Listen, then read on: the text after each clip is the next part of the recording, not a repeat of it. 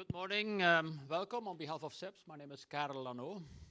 Not an audit specialist, but everybody knows a bit about audit. But very happy to have this debate today, and where we also as SEPS were involved in, for the European Commission, in this big study, which was, I think, published a bit more than a year ago on the functioning of the audit, or the 2014 regulation, if I'm correctly, just to have a revisiting of how all these things are functioning. But happy that we can have this seminar today, that we can have a broad-based discussion on an issue which is not that often debated in this town, sometimes a bit amongst certain circles, but it should be much more widely debated given the importance of the audit in general.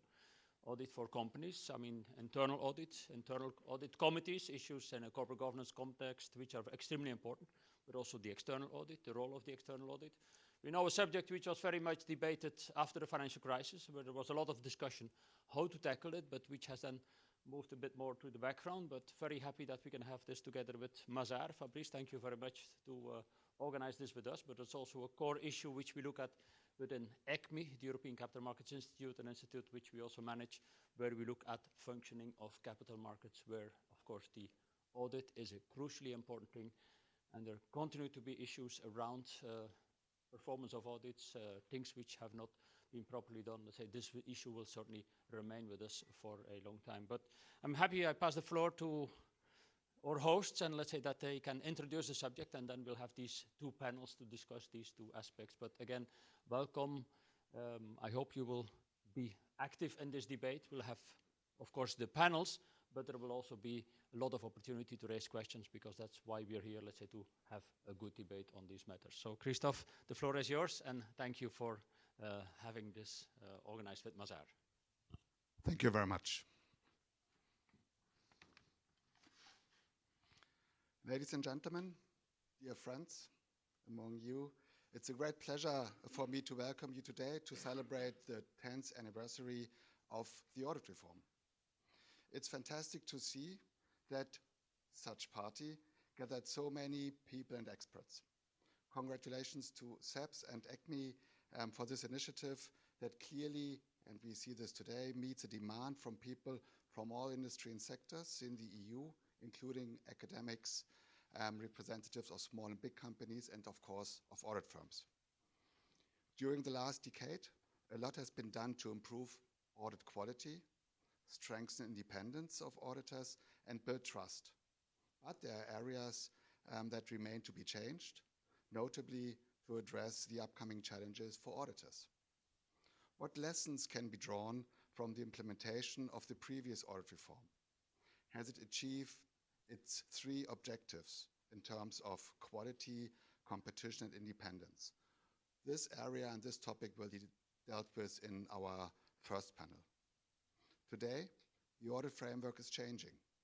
Increasingly, auditors are called upon to provide an assurance on brand new areas, such as ESG information and artificial intelligence systems data. In addition to financial information, they must make sure that companies' data are trustworthy, reliable, and comparable for investors and key stakeholders. Those are key new missions for auditors. At Mazar, we see it as a beginning of a new journey, and we are more than happy to hearing your views about it. Is the audit profession ready to take the challenges that are ahead?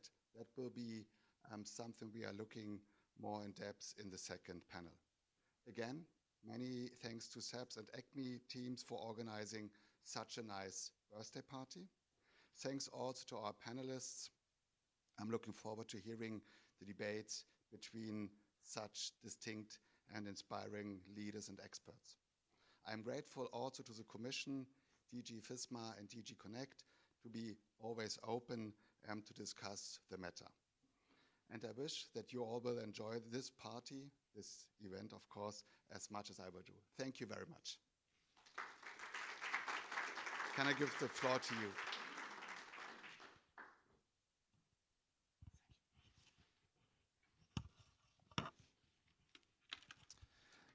Good morning, everybody, ladies and gentlemen. First of all, I warmly thank SEPS and Mr. de Marigny for inviting the new High Audit Authority which is a French audit regulator, which follows the H3C, the High Council for Auditors, to come and speak to you this morning. In 2014, the European Commission published a directive and a regulation aimed at enhancing the rules whose objective was to improve the quality of audit, in particular by increasing transparency and preventing conflicts of interest. Monitoring of the audit market was also enhanced. 10 years later, it is interesting to see if the objectives have been met. Regarding the quality of audits, it is obvious that audit firms have implemented internal quality control processes dedicated to monitoring independence, team performance, and engagement quality. The improving of public oversight introduced by the reform had, in this regard, played a positive role. Moreover, the impossibility of delegating the inspection of PI firms, entrusting the exclusivity of this inspection to the regulator, is undeniably a great contribution of the European audit reform, since it allows unity, at least nationally, in the inspection of professional practices, as well as a single and coherent response from the regulator. It also allows the regulator to identify good practices and communicate on them. The pressure exerted by the inspections is intended to be virtuous by friendly obliging each professional to improve their professional practice. Naturally, if this friendly pressure does not find its full effects, the enforcement introduced by the European reform must take over. If the level of inadequacies remains too high today, the awareness of audit firms is undeniable, and it is reflected in the remediation implemented at the end of the inspections. On the French side, having implementing the joint audit for many years is for us a strong way to tend towards qualitative practices due to the concept of the 4 I's inherent in the joint audit and the fact that, generally speaking, we are more intelligent together when faced with a difficulty. Concerning the rules of independence, they have found their place in the first rotations of firms. They have found their place, and the first rotations of firms have taken place, sometimes with difficulties linking to some troubles to interpret well some texts. On the other part, it is clear that at the European level, as a whole, the concentration of players remains significant. The Big Four remain dominant in terms of revenue for PI statutory audits and also in terms of number of PI statutory audit engagements. The situation in France, although it is also marked by the significant weight on the part of the Big Four, their concentration there is below average. Other audit firms are in fact present on the PI audit market in France. We are convinced that one of the essential reasons lies in the obligation of joint auditors, thus requiring companies establishing consolidated accounts to appoint at least 2 auditors. These situations seem favorable to us for the emergence of players other than the bigs, which is essential to allow the rotation of audit firms and guarantee the audited entities the possibility of choosing their legal auditors and also facilitate non-audit services. Indeed, the ban on having provided non-audit services prior to accepting a new mandate, if it's necessary or important, can lead to reducing the number of actors likely to respond to a tender. Joint auditing is thus an asset in terms of market concentration and auditor independence. In our opinion, it is also an asset for improving the quality of audit through the double perspective that it establishes. It will be interesting to see, in the context of audit of sustainability reports, whether French companies which have 2 legal auditors for the assurance of their financial statements will appoint 1 or 2 sustainability auditors, as co-assurance is not at this point, mandatory for the assurance of sustainability information. If the European audit reform has found its place and has shown a certain effectiveness, after 8 years of implementation, certain improvement could be considered.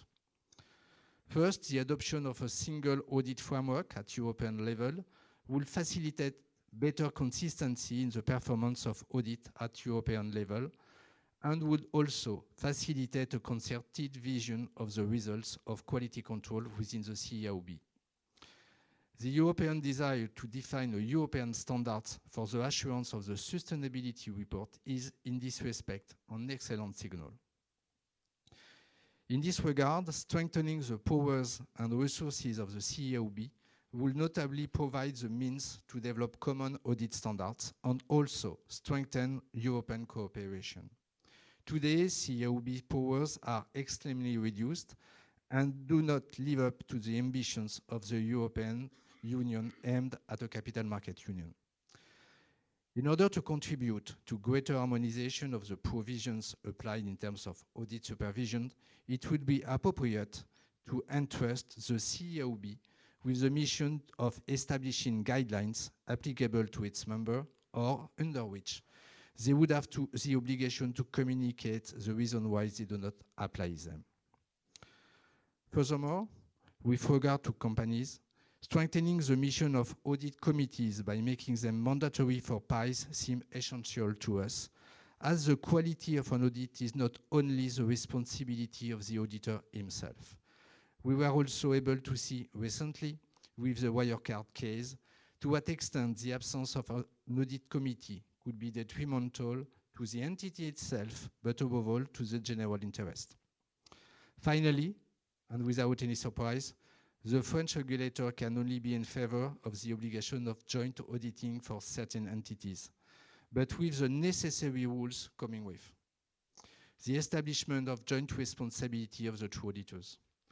A distribution of mandates within the subsidiaries of a group, which allows that each firm has sufficient visibility over the group, according to a balance which should respect a ratio of 70-30% at most at group level. A phase of joint mission preparation for the two firms and a cross-review of audit files at the end of the intervention allows, according to our experience, to limit the redundant work while ensuring better quality. Without going any further into these few ideas, and in order to leave room for your roundtables, it also seemed important to me to place the entire auditor regulation system in the light of the CSRD, which requires companies to publish a report on sustainability information, by requiring that this report be audited by a qualified professional who can either be a statutory auditor or an independent assurance service provider, as long as this independent assurance service provider is subject to the same obligation of the legal auditor. This new provision recalls the importance of obtaining confidence in the information issued by companies, confidence which can only be provided by an independent third party subject to rigorous rules. Without being on a record, this need for trust will necessarily develop in new areas, and we are already seeing the emergence of the duty of vigilance, the solvency rules of banks and insurance companies, algorithms, etc., etc. New rules will have also to take into consideration new technologies, new working practices, cybersecurity, and so on. This context of permanent search for trust can only encourage regulation to be enhanced through coherent, harmonized, and clear rules for all participants and stakeholders. A future European audit reform will inevitably have to take this situation into consideration. To conclude, I would say that we only protect and monitor what has value, and trust is one of its major components. Thus, the stronger and more effective the regulation is, the more this value will be reinforced and its actors will be valued. Thank you for listening and have a good roundtables.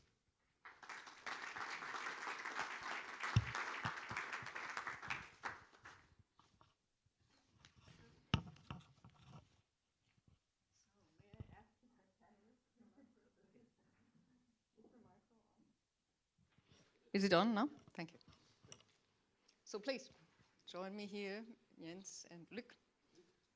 And Patrick, I think, will join us virtually. So do we know whether he's already there? Yeah? Okay, great. So let me start by saying thank you very much for the invitation. I feel very honored to moderate such a distinguished panel. And you might be amazed to have an investor representative sitting here as a moderator. I'm not an auditor, I'm not an academic, but I can give you maybe a little bit the investor side. I work for the German Shareholder Association DSW. I'm current president of Better Finance, the European organization, and I also sit in several supervisory boards of listed German companies, also in audit committees. So I also have a little bit the practical approach. So first of all, let me introduce this distinguished panel here, and I would love to start with the representative of the EU Commission, Peter Wagner. He is Deputy Head of Unit Corporate Reporting, Audit and Credit Rating Agencies from DG FISMA. We are looking forward to whatever you have to tell us. And then I also warmly welcome Luc van Steenkiste. I always have to look if I... Yeah, thank you. Because I never know if I really pronounce it the right way. He's chairman of European Issuers, so he is coming from the company's side. Then, when I look to my left, I see Professor Jens Poll. He's board member and International Ethics Standards Board for Accountants and deputy president of Accountancy Europe. And finally, we also welcome virtually, I don't see him, but he can see us, I think. We welcome Professor Patrick Welte. He is professor of accounting, auditing, and corporate governance from the Leuphana University of Lüneburg in Germany. As you can see, it's a perfect mixture of experts and academics sitting here. So we can go directly into the topics. 10th anniversary of the EU audit reform. I was not quite sure whether SEP's already prepared the champagne or not, but maybe we will see whatever the discussion will bring to us. Let me start by looking, first of all, at the original objectives of the 2014 reform that we all remember well. Well, first of all, the first objective was to enhance transparency for the investors. The directive introduced a new legal requirements for the content of audit reports, and also for the PIEs, we have some specific rules on the risks. And so this is the objective number one. The second objective was to reinforce the independence of auditors towards their clients. And the framework, as you all remember, introduced the mandatory rotation of audit firms, at least for the PIEs, and the prohibition of certain non-audit services. And again, it will be interesting to hear my experts here on the panel, how they see the development and the situation today. The objective number 3 was to promote competition in the market. Obviously, 10 years ago, the situation was not that much different than from the situation today. So the objective was to break up the market structure, reduce barriers to entry into the EU audit market, especially for the SMEs. And they also introduced new rules for the tendering procedures. I already fear your answers here, but we will see how you really estimate this objective.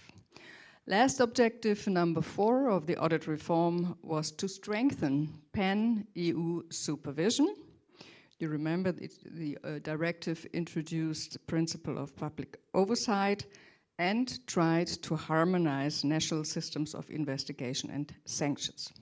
So, ladies and gentlemen, if we take these 4 objectives and look today, 10 years after, I would be very interested in your opinion, which of the objectives could we reach? Where do we still have room for improvement? And actually, I start with Peter, if that's okay with you. Well, okay, from the EU Commission, because, I mean, you are the closest to the next audit reform, possibly. So, Peter, we're carefully listening to what you want to say. Well, thank you very much.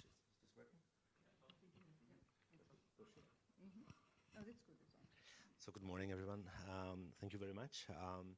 So yeah, I'll try to do a shot on this. Yes, on those objectives you mentioned, I mean, the picture depends on item by item, obviously, as you mentioned yourself. So let's say if you start with the first one on the expectation gap, it is our view, which also likely will be expressed soon in a report that we will be doing, that there we have probably managed to address the issue reasonably well. Can you hear me? Yeah. Reasonably well. Maybe another one, huh? Because I think it doesn't work. Hello? Okay, it's better. Okay. So on issues of improving quality expectations of investors, so the expectation gap, I think that it is the Commission's view that we've managed to address it reasonably well. At the same time, this is probably, if you want, the easiest things to handle, because what you do that is a regulatory provision. You put content, substance, people need to follow it, and there is control on that. Nevertheless, besides just congratulating to ourselves, we do see that there'll be further issues coming in with the number of the new items that are coming auditors' ways with respect to all the sustainability agenda, for example. So there will be a number of non-audit items they would be doing, and then we have some worries how this is going to work out. You know that soon they will need to provide guidance on providing limited assurance in 2026, and that is something we are currently working on a lot. How to do that? It's going to have to be a balancing act between being clear, at the same time no overdo it, so it's yet not another 500 piece which people need to handle. But on the expectation gap, I would hold a positive narrative. On rotation and prohibition of actually adding on certain non-audit services, the situation is slightly less rosy in a way, because obviously, and that's purely right of the member states, but there is a lot of national specificities there. So depending of what the option was based on the legislation, the situation varies member state by member state, but we would think there where the option was used for rotation, we would see a positive outcome. If you then quickly move into the concentration, so obviously you don't expect me to say that the outcome of the legislation was a complete change of the market. I don't know if this was ever actually even expected that this was going to happen. Again, I'm trying to sell here a report that we still haven't published. It's a pity. It would be good for this. The report is ready, and you will see the figures and the findings within a matter of weeks. I think I've mentioned that informally, that we are just going through the process. On concentration, let's say, I think the fair description would be it's got a limited impact. The percentage of concentration, for a tiny percentage, has gone down.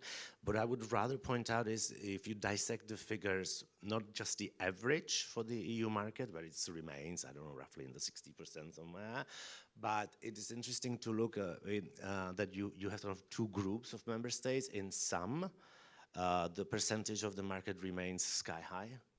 In some, actually, it's much lower, and it has gone down. Certainly, there is a number of member states, or there's an increased number of member states where the Big Four would no longer be the largest audit firm. But then again, if you look at the fee structure, if you look at the percentage market share by fees, then you're back where you were previously. So indeed, that is something we need. This is something. It's just an ongoing issue. Obviously, the Commission, it's not going to be a surprise to you, to try to ease conditions for entry to the market for SMEs. This is something the Commission promotes across the board, not just in audit. I am now currently doing a completely different issue, the ESG ratings, and that is one of the items there, how to actually allow for entrance for new small companies, hopefully European companies, to the market. So this is something we obviously are into, but at the same time, this is very difficult to handle. And now to look at oversight, I think that it is also the audit reform obviously has upgraded the situation nevertheless, again, we look at it from a perspective, if, let's say, most of the listed shares, are owned cross-border up to 60%, obviously you can't expect from the Commission to advocate to much more joint supervision, to much more harmonized guidelines across the board.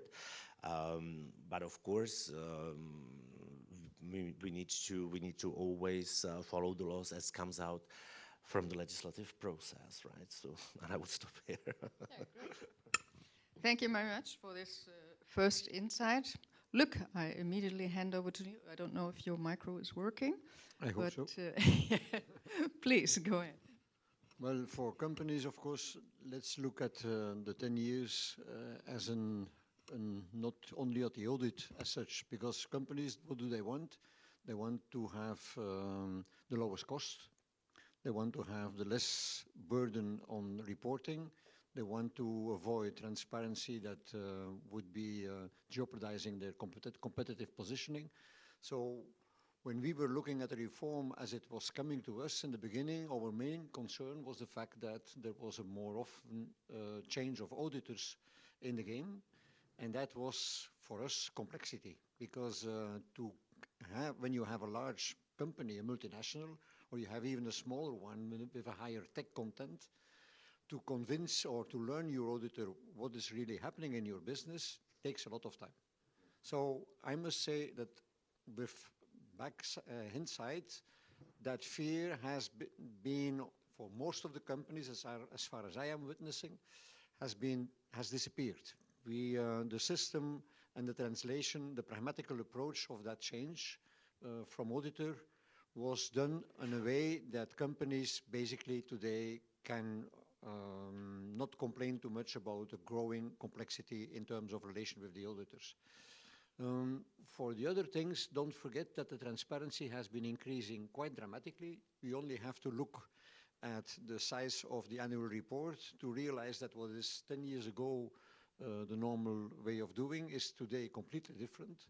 And that is not necessarily something that is caused by the audit. It's caused by the need for more positioning in the market as such from the company. So in that sense, this is an additional burden for companies that is not taken into account when you look purely at the audit function as such. But, small side remark, many companies, without being imposed to do so, have already worked internationally on sustainability, which is now the topic for tomorrow, but we will come later to that. The viewpoint is more the hours ago, what is really reported, have today, I know. Than Slide so far.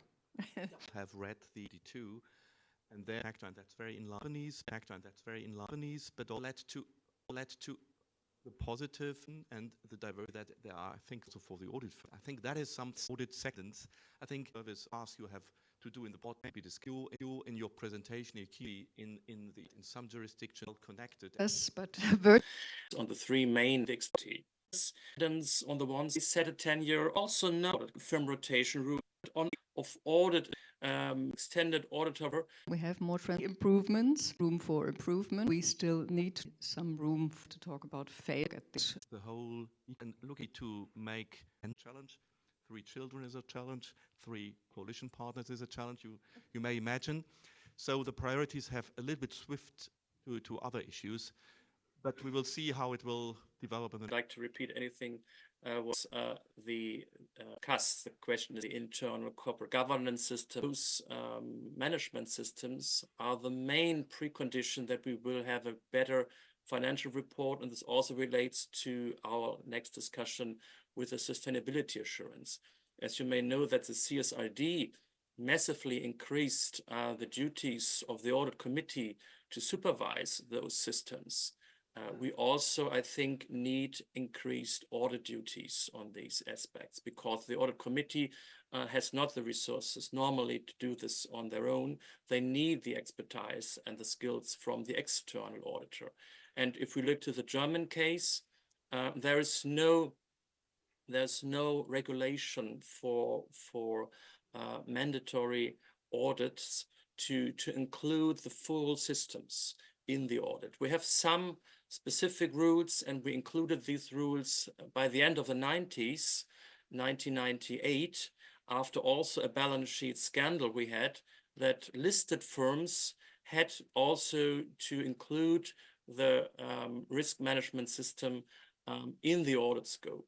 But this is, of course, only for listed corporations. A very, very small range of firms have to do this.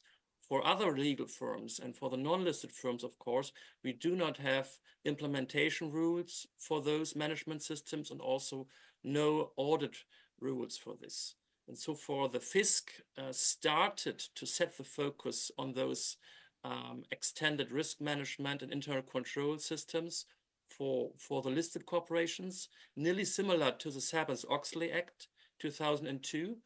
But I think we should discuss much more in the future.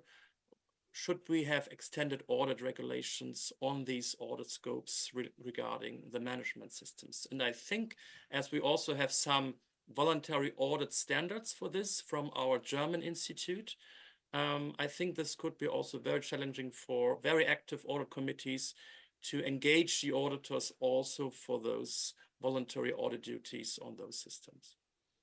Thank you.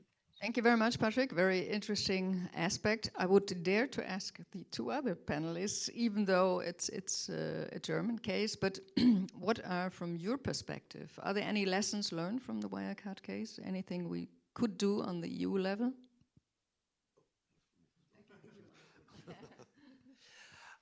So I think that you've noticed that what the Commission chose to do is that we were engaging with the national regulator, and we saw that the response was there. We are still kind of, basically what we chose to, instead of rushed judgment and rushed legislation, we are, I believe, looking at it through a study. And now I think we would be crossing in the next panel or the end of this panel, like if there were to be new legislation, I think that as each and every time in Europe, and it's not only in Europe, obviously you learn lessons from this, and then you adjust the new legislation based on what happened. I would echo Jens that where we currently look at this, as this is, if there any changes would be, they would be looked at from the corporate governance angle for the moment. That's how we see it, where the problem primarily was. But this is also, I need to give you a health warning that I cannot tell you that there will be a legislation tomorrow or after tomorrow based on Wirecard. But of course, if there is one, this will be judged and reflected. Thank you. You have any view on that, Luc? No? No, not really. I am maybe too down to earth, and I have maybe too much pretension, but I think if you want to cheat your auditor, you can cheat your auditor. So there is no system that is absolutely certain to be capable of finding something that is well organized by people with bad intentions. And that doesn't mean that the system should not be strong enough to prevent the maximum possible. But I have seen it in my own company, in 18 countries, 120 factories all over the place, all over the world, to control all of this. is extremely difficult.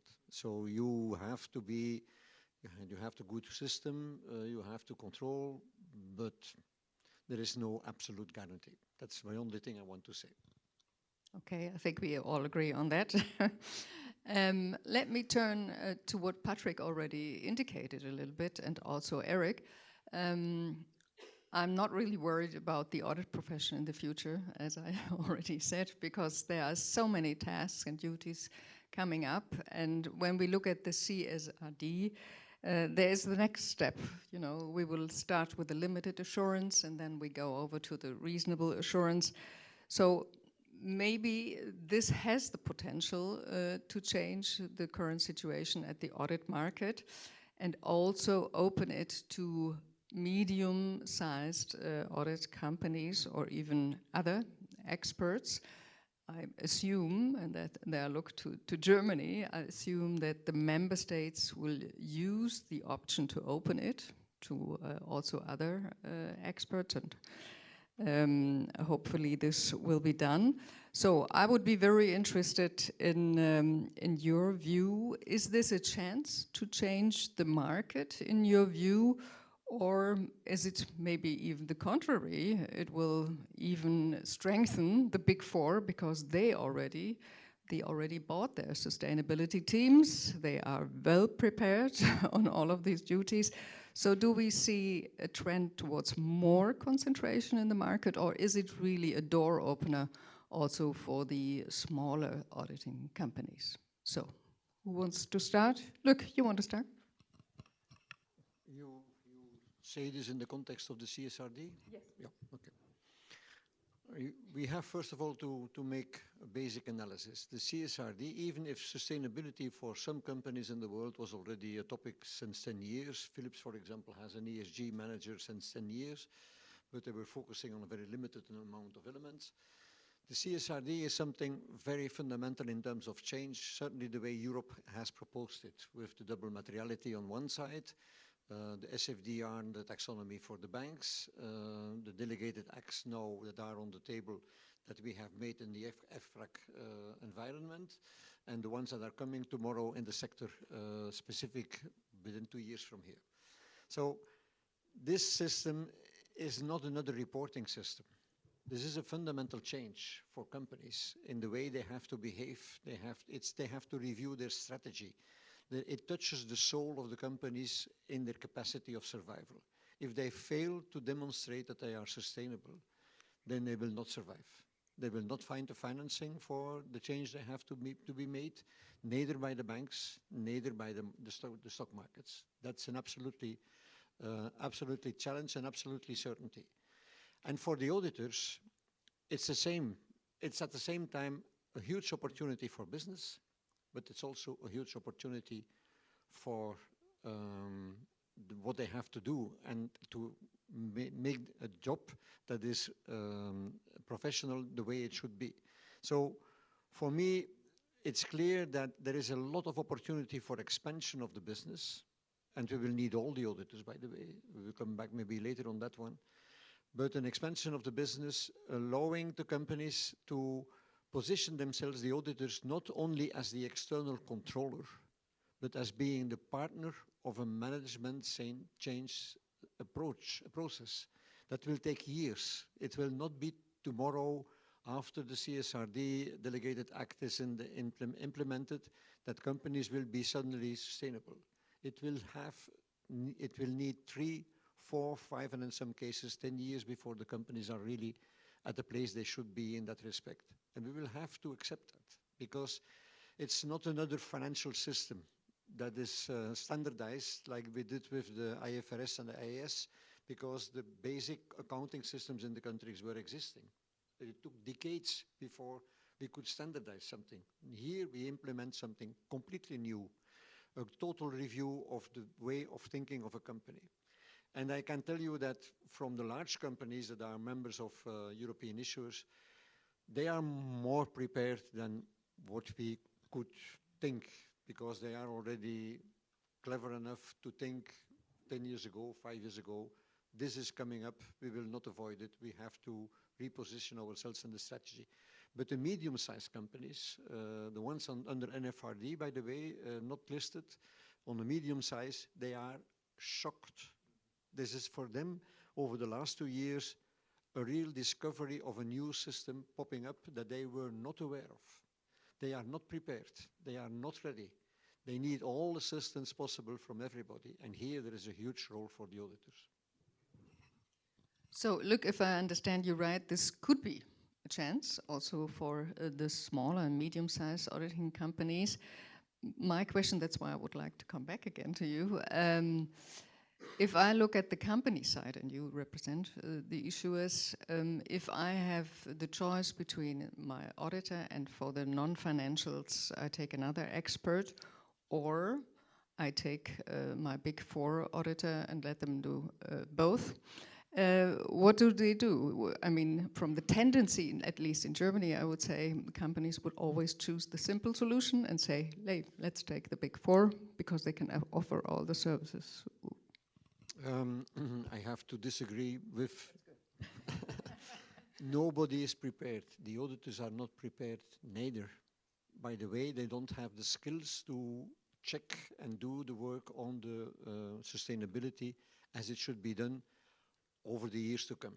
So we will need all auditors available, not only the Big Four. Because, by the way, the same problem is for the banks. They don't have the engineers, for the insurers, for the investors. They miss all the skills of making the analysis on sustainability matters, climate, social, and governance in a reasonable and professional way. So it will be a process. And in that process, it's clear that we as companies, we will prefer to have auditors doing the job, not consultants from outside.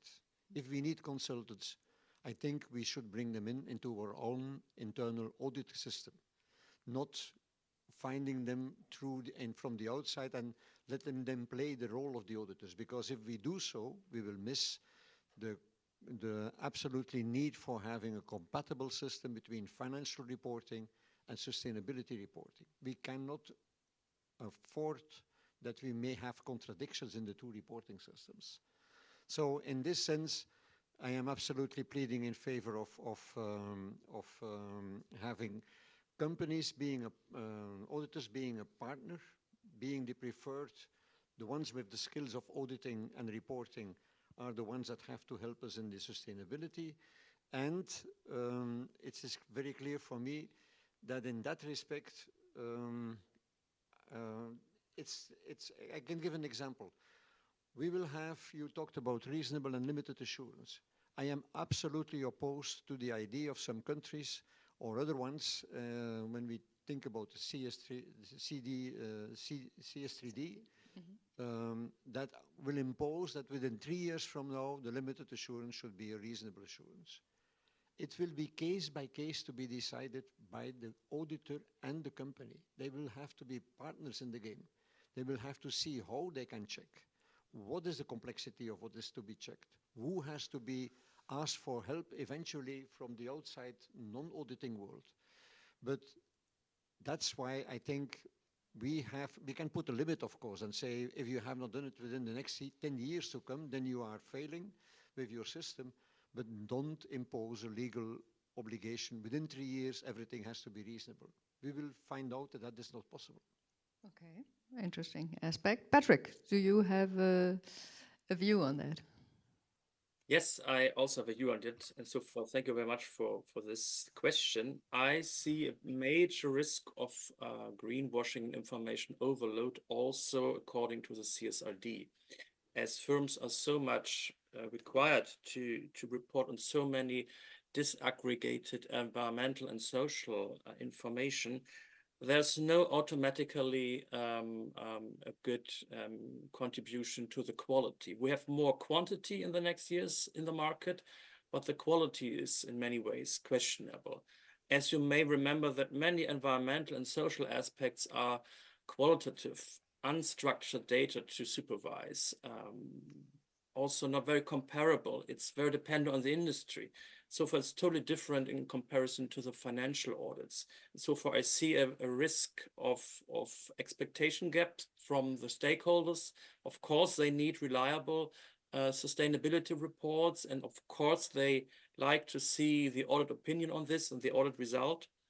But I think that we will have also in the next years some cases of greenwashing or CSR decoupling cases, and then these are audited reports, and of course they may claim also then the auditors again. And I think regarding the competition, I fear that we will have an increased market concentration, as also stressed. Many firms will demand a dual audit of financial audits and sustainability audits by one party. And I see also some very critical discussions in Germany nowadays. I read some very negative views from small and medium-sized audit firms in Germany. They wrote also a standpoint, and they were very negative on this view that auditors should be reliable for sustainability reporting assurance. They wrote down in a document they do not have the resources. You need many expertise from natural science and technical resources, and then so forth. Some of those smaller audit firms say that it would be better to leave it to the other consultants. And my view is we need both of them. There should be very close cooperations between audit firms and external consultants, especially environmental experts. And they should do this together in the next years, because I think we do not have the resources in one party. And so far, we do not differentiate between either audit firms or the external consultants. They should do this as a joint team. I think that would massively increase the quality. Of course, it will be a bit more expensive, but I think it would be a very, very good improvement of sustainability assurance quality in the future. And so for, yes, this is my remark on this development and the sustainability assurance level. Thank you. Jens, do you share this opinion? Yes, partly. I first of all, I have two remarks. First is I fully agree with your observation. It's a journey. It's a journey we have ahead of us. And I think we have to consider that in Europe we have no consistency in the market nowadays. We have different jurisdictions where we have established non-auditors, non-accountancy firms doing some assurance services, as I know from France, for example, where there is an established profession. That's why your name has changed, Eric. I understand the name of your organization. So that's the diversity we have. And I think that's a typical European development. It's a compromise on European level with the CSRD to respect the diversity. But there will be a continuous harmonization. And I'm sure in 5 or 10 years' time, when we celebrate 10 years of CSRD, these issues, perhaps even before, will be highlighted. But I would say now, coming to the competition market, I think it's positive that there are the possibilities. But I would say it would be naive to think that the CSRD is now the game changer for the competition issue, because it is one of many other pieces which have to be looked at if the Commission, if the Parliament wants the change, because I think it's not only a regulation issue, it's also an habit issue. How an audit committee is making the tender, is there a preparedness to do so? Is there a preparedness from the audit firms to invest in that market, etc.? So just saying one regulation switch and then it will work, I think that's naive. It's a holistic approach which is needed, and I think there we can say that is positive, that the issue of concentration, or I would call it more a lack of choice in certain segments, is now not only an issue discussed by the profession, which is fine, but it's also discussed in my normal role. I'm audit committee chair in companies. It's a real issue in certain markets. You have problems to find an auditor, not if you're planning ahead 5 years, then it's fine, you can coordinate. But what happens if you have to change now, next time, because of an independence issue or merger issue or whatever? There's a conflict. And then in certain markets it's very challenging, and we know from some jurisdiction, you know, the term of audit orphans, where companies have not succeeded to find in an appropriate time an auditor. I think that is an issue where regulation is coming, but also the profession will have to think about solutions. And the audit committees and the companies and the shareholders have to be prepared for that journey you described with the CSRD to find the best solution. You don't have to say anything, but if you want to, please. So, I mean, this question of concentration versus CSRD, it's probably not the most popular question for me, but I must say that I'm quite glad how distinguished this panel is, because the same question was handed to me at a different panel and was formulated in a way: did you just hand over millions of euros to the Big Four? So I like the way how you put it slightly more diplomatically. I'm so glad that I'm speaking the last, because I can echo a lot of stuff that's been said here, especially in the sense that, indeed, I'm glad to hear that it's understood this is not yet another reporting exercise for the company when you tick a box and you say, well, that was another bureaucracy I needed to do. I mean, it's supposed to be transition. It's supposed to add transition and find you financing. And we are absolutely cognizant that you know, the ESRS is a challenge for everyone, and including for small and medium-sized enterprises, either listed or non-listed. And at our end, we are trying to provide further guidance and standards together with the ESRS for that to work the best way possible. So now moving on the audit side, I think, again, it's been already said, by definition, a large company will have an advantage into putting something together, because there are resources. At the same time, if you look what they are supposed to be doing and checking, I believe it's not something they currently have much of a hang of. So it is equally new to them, and we do think that with the options in the legislation, we are at least providing for possibility for new entrants, at least that. Now, again, we discussed that. Yeah, we have national specificities, at least that's how it's been put forward to us, and therefore member states may opt for one or the other option. I will probably understand where the Commission's preference would be, what they should be opting for, but we still think that it is a speculative question. At the moment, we think there will be an extra growth of business on which, in theory, both the big ones and small ones should end up benefiting somehow.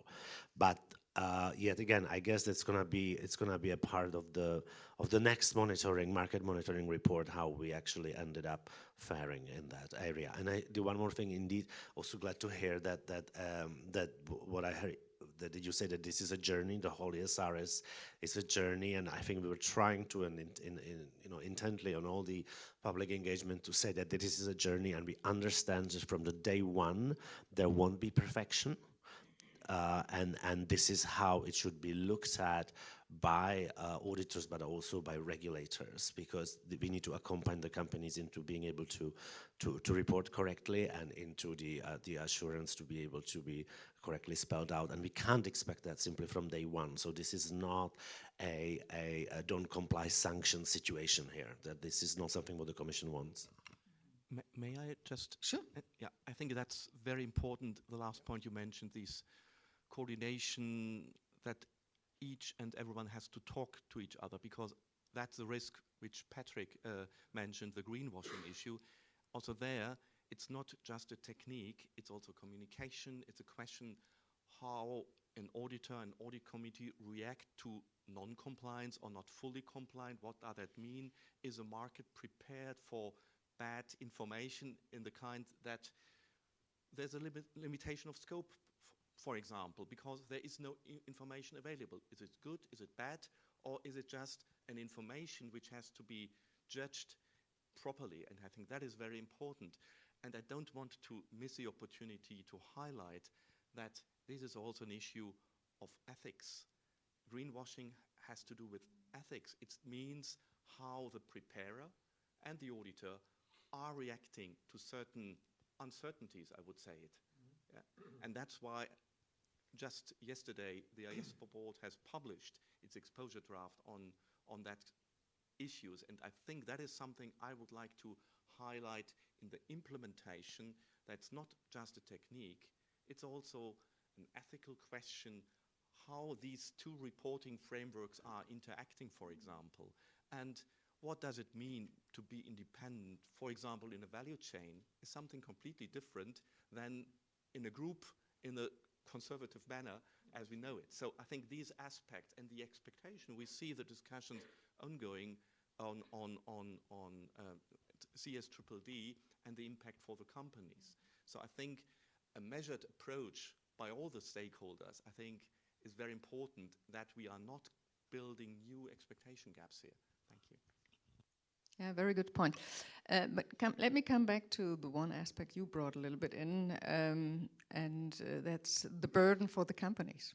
You know, with all these new reporting standards, ESRS, CSRD, I mean, it's quite a lot, and we are not surprised that the companies complain and say, you know, we always get new stuff from out of Brussels, you know, but we hardly can handle it. But I think it is, I think from the trend, it's going in the direction that the large ones, they don't have problems, but the medium size and the small ones, they do have severe problems. So, well, maybe I would be just interested in, do we at this level where we always invent new rules and new standards, don't we endanger the competitiveness of the European industry compared to the US? So, look, as I said earlier, it's clear that the quest for sustainability and transition brings challenges. You must have heard that the Commission is now, was presented by the President, we are now looking at the reporting reduction. And this is a real exercise, and that was already ongoing when we were prior publication to ESRS, if you want. And so you know the process, which I think is pretty transparent. There has been engagement and public consultation on those by EFRAG.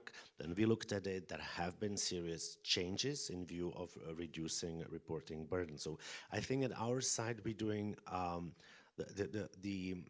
the optics by the European Commission, if it ever has been, but it's certainly not now, is to just pile it on companies, and that's it. Everything is judged whether it has a reason. Now, we believe, and it was an overall European perception, that we are on the right side of history to go into transition into sustainable economy, and then one of the, in this area, the double materiality principle was judged is the right one. So yes, it's a challenge, but the idea there would be that upon initial cost, you would be able to turn over your business and obtain financing, green financing. So this is how the Commission is looking at that. Now, I always feel bad talking about it because I'm a bureaucrat and there are companies who actually need to make money.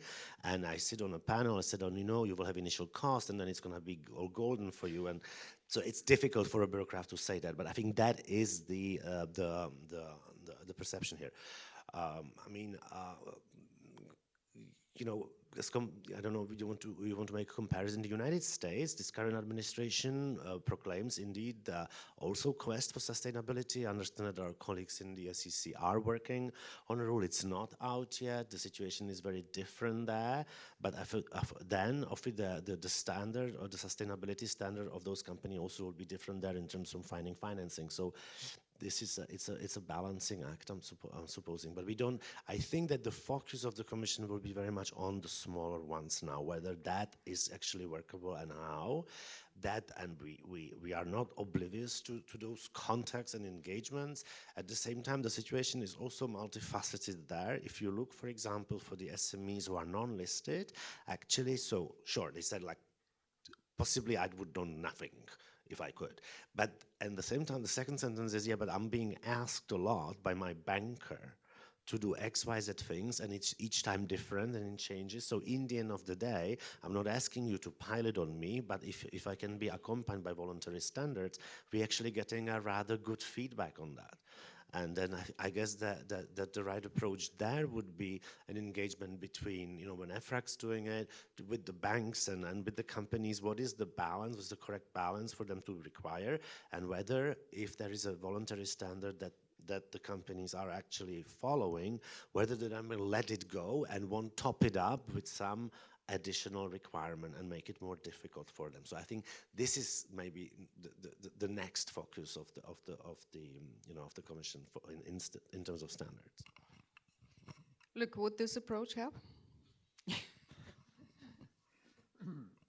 I think, first of all, we should realize that the way we are doing this in Europe with the double materiality, which I fully agree with, because I think double materiality is the only real solution. If you want to do something on climate change, if you want to have a real Green Deal, you have to go for double materiality.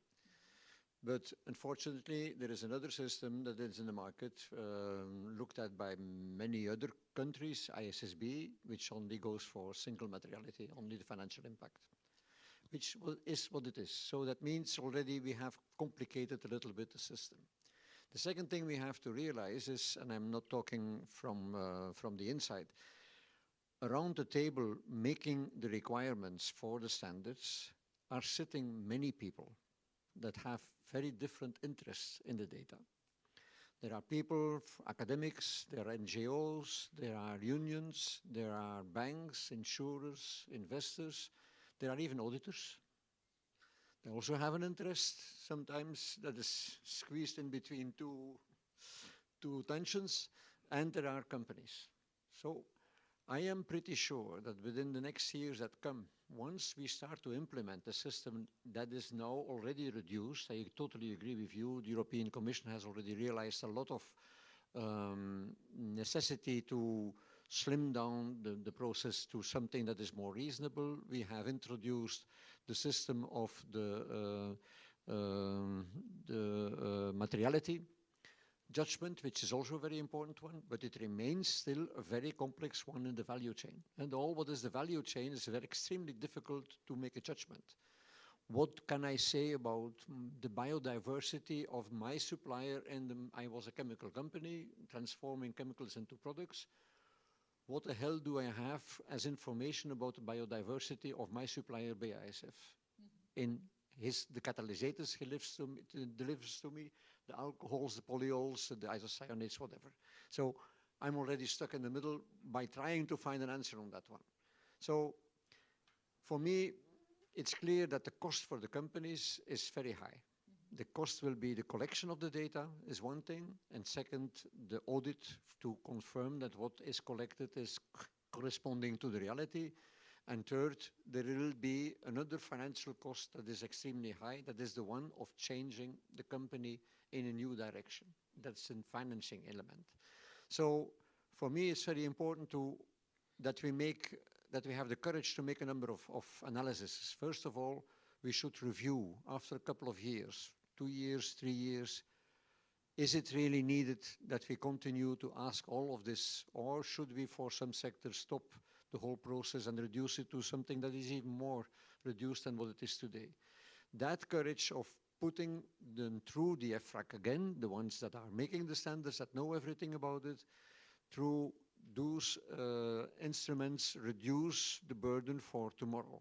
Second, to have the courage that once we will translate this delegated act into national law, we look, as from the European Commission, with an eye of preventing that they are or including protections for the countries on their own, or that they are doing gold plating, which will make the companies that are multinational more and more, and that will be the ones that will survive. And multinational doesn't mean you are in 20 countries.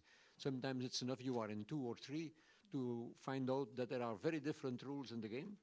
So the European Commission should have also the courage to focus on the reduction, the analysis of the reduction once the system is running and reducing it, the closer look at what the countries are doing with this translation of delegated act into their laws. And third, we will have to keep an eye on the world.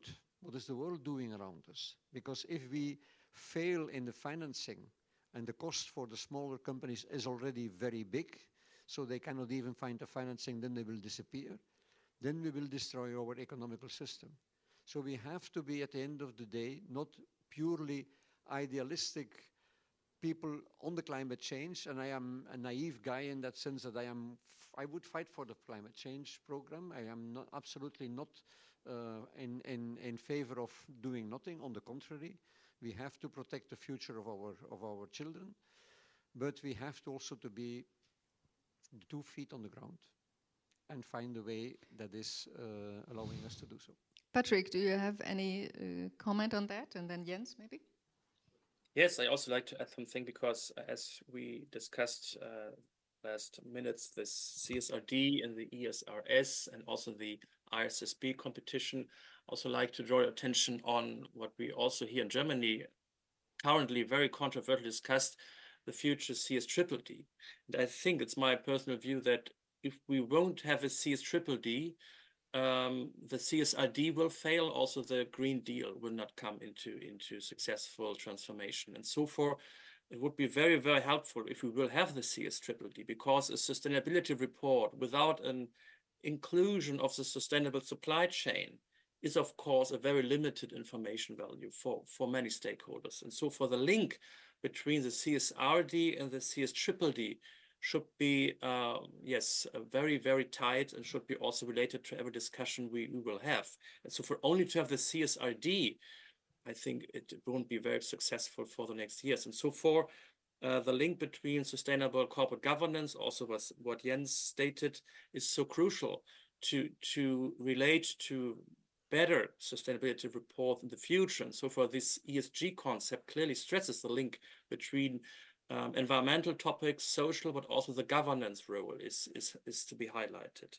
Another thing, of course, is we need as soon as possible the ESAP, the electronic single access point, where we have the data, where we can see all the data for free, also for the stakeholders. And also we need more independent ESG ratings, because as we have so many disaggregated information in the future in the CSR reports, stakeholders, not only the shareholders, also other stakeholders, need aggregated KPIs and also the performance measures. We have more flexibility in the financial reports to document, to communicate specific financial performance proxies. We also need those independent performance measures for the ESG topics. And so far, many, yes, future tasks to conduct until the CSRD can be really successful. And so forth, that there very connectivity between several European regulations which are not currently ended. And so far, we are still on the road also for the next years. But I think we should always see this fundamental goals of reaching climate neutrality till 2050. And we will, of course, have to include stricter rules also for the governance systems, not only for the reports. This is my personal view. Thank you. Patrick, I take this because I look at the time and I know that we have to close soon. I take this as one of the wishes on the wish list to the EU Commission that you have. And Jens, if you have one more, because I think, are there any questions from the audience, by the way? No, Jens, please. I'm very brief because of the time. I mentioned earlier it's a journey, and we have no experience as we had with the financial reporting before introducing IFRS or IS at that time, not 20 or 30 years of implementation and application. So it's a journey in developing the standards, in developing best practices, in developing knowledge, in building up competencies on the preparer, on the auditor, and regular supervisory bodies too. They have, I would say, not so much competencies in this field as others. So I think that's first. I'm fully committed, and I think the whole profession is fully committed for the Green Deal and wants to make Europe a better place. And on the long run, I'm convinced that it's a competitive advantage to develop a sustainable economy. But we know now, because of many crises in between, we are quite vulnerable in between, in that period of transformation. And there, to be prudent from the auditor, from the audit committee, from the supervisory body, from the legislator, from the criminal courts or the competition court, it's very important to have this right understanding of a journey. And it's not right or wrong, it's a question of acceptability of certain judgments, and I think we have to take the time for building up best practices and not expecting what will see in 10 years. Might be looking back to nowadays, we would say, oh, what a silly report, but it's a first step. Thank you. I think we should summarize our session because we are already more or less at the break. What I understood is this is a journey, and I really liked your comment. We will need all the auditors, so that's good. But if you want to have a final remark from the EU Commission, I don't want to stand in your way. Maybe you want to take up all the issues that are still there for the next audit reform, and well, maybe you can take all of these wishes into consideration. So I think that it is a journey, and it is also a balancing act, I think. I think the Commission and in its proposals, and then together with the colleges of Parliament and Council, I think there has been a plan for sustainability, starting from taxonomy to SFDR, CSRD, which is expressed by the ESRS, and now discussing ESG ratings, which are currently now in a co-legislative process. So I think we did have a plan. But you know what is interesting to hear earlier on this panel. So I get the Patrick's list, wish list, you know. The scope 3, and it has to be strengthened and aligned with value chain. And then, but just before, we were discussing, but isn't it too much? You see, and so I just want to leave that with you, that I think that we'll be trying to do each and every time to really assess it piece by piece, and we have to create a certain balancing act between what the companies can do, cannot do, when and how, and without deviating from the quest to sustainability. As to your last item, the reform, what's next, you know, you probably, you know, this is always a very difficult question for a commission staffer to answer, as long as no decision has been taken on it. And that in particular in the end of the mandate. So we really don't know what the next college will want to decide. So you cannot go home with an announcement of an audit reform 2.0 or 3.7 or something like that, I'm certainly not going to do that here. But I think it's safe to say that the European legislation is constantly evolving. I mean, the reviews are relatively regular. And obviously, as we have established on this panel, or you will see soon in the report that I've been promising, there's clearly been issues that we're going to want to address. And I think it's not a surprise where the Commission always likes to focus in improvement of corporate governance, especially if there was one case, improvement of more harmonization on supervision. I think that is something that the Commission will always want to make proposals, yes. So, ladies and gentlemen, that was the final word for the EU Commission. I think we deserve the break, and I would like to say thank you to the wonderful panel we had. Thank you very much, Patrick.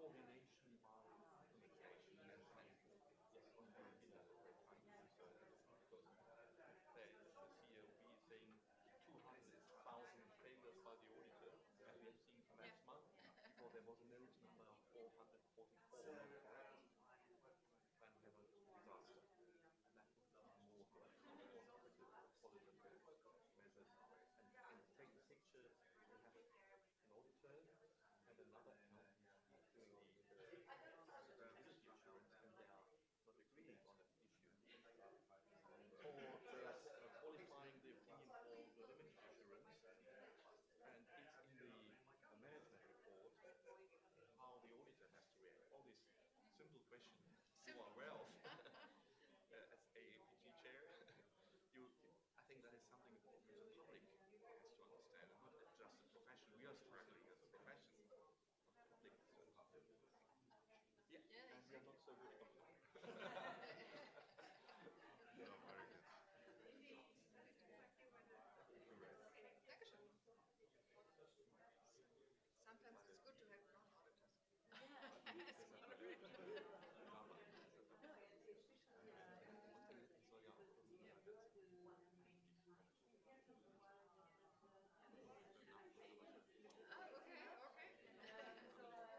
Mich jetzt nur als Künstler.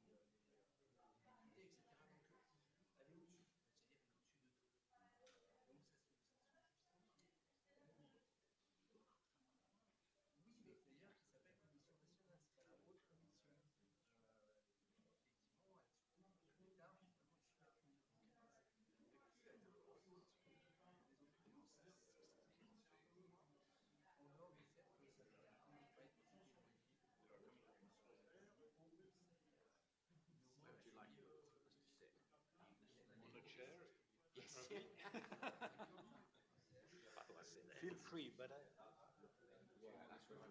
was moderating. then I see everyone. So I'll sit one, then you can As give you the order. wish. Half of the auditorium is still. Yes, I know.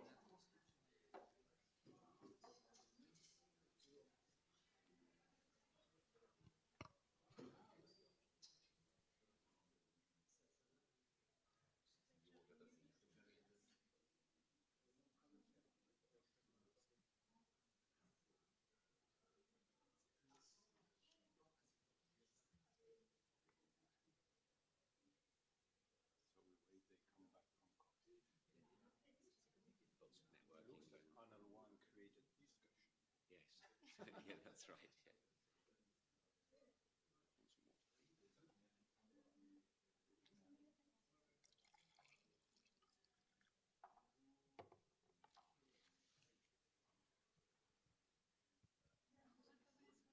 Comment, très bien, et vous?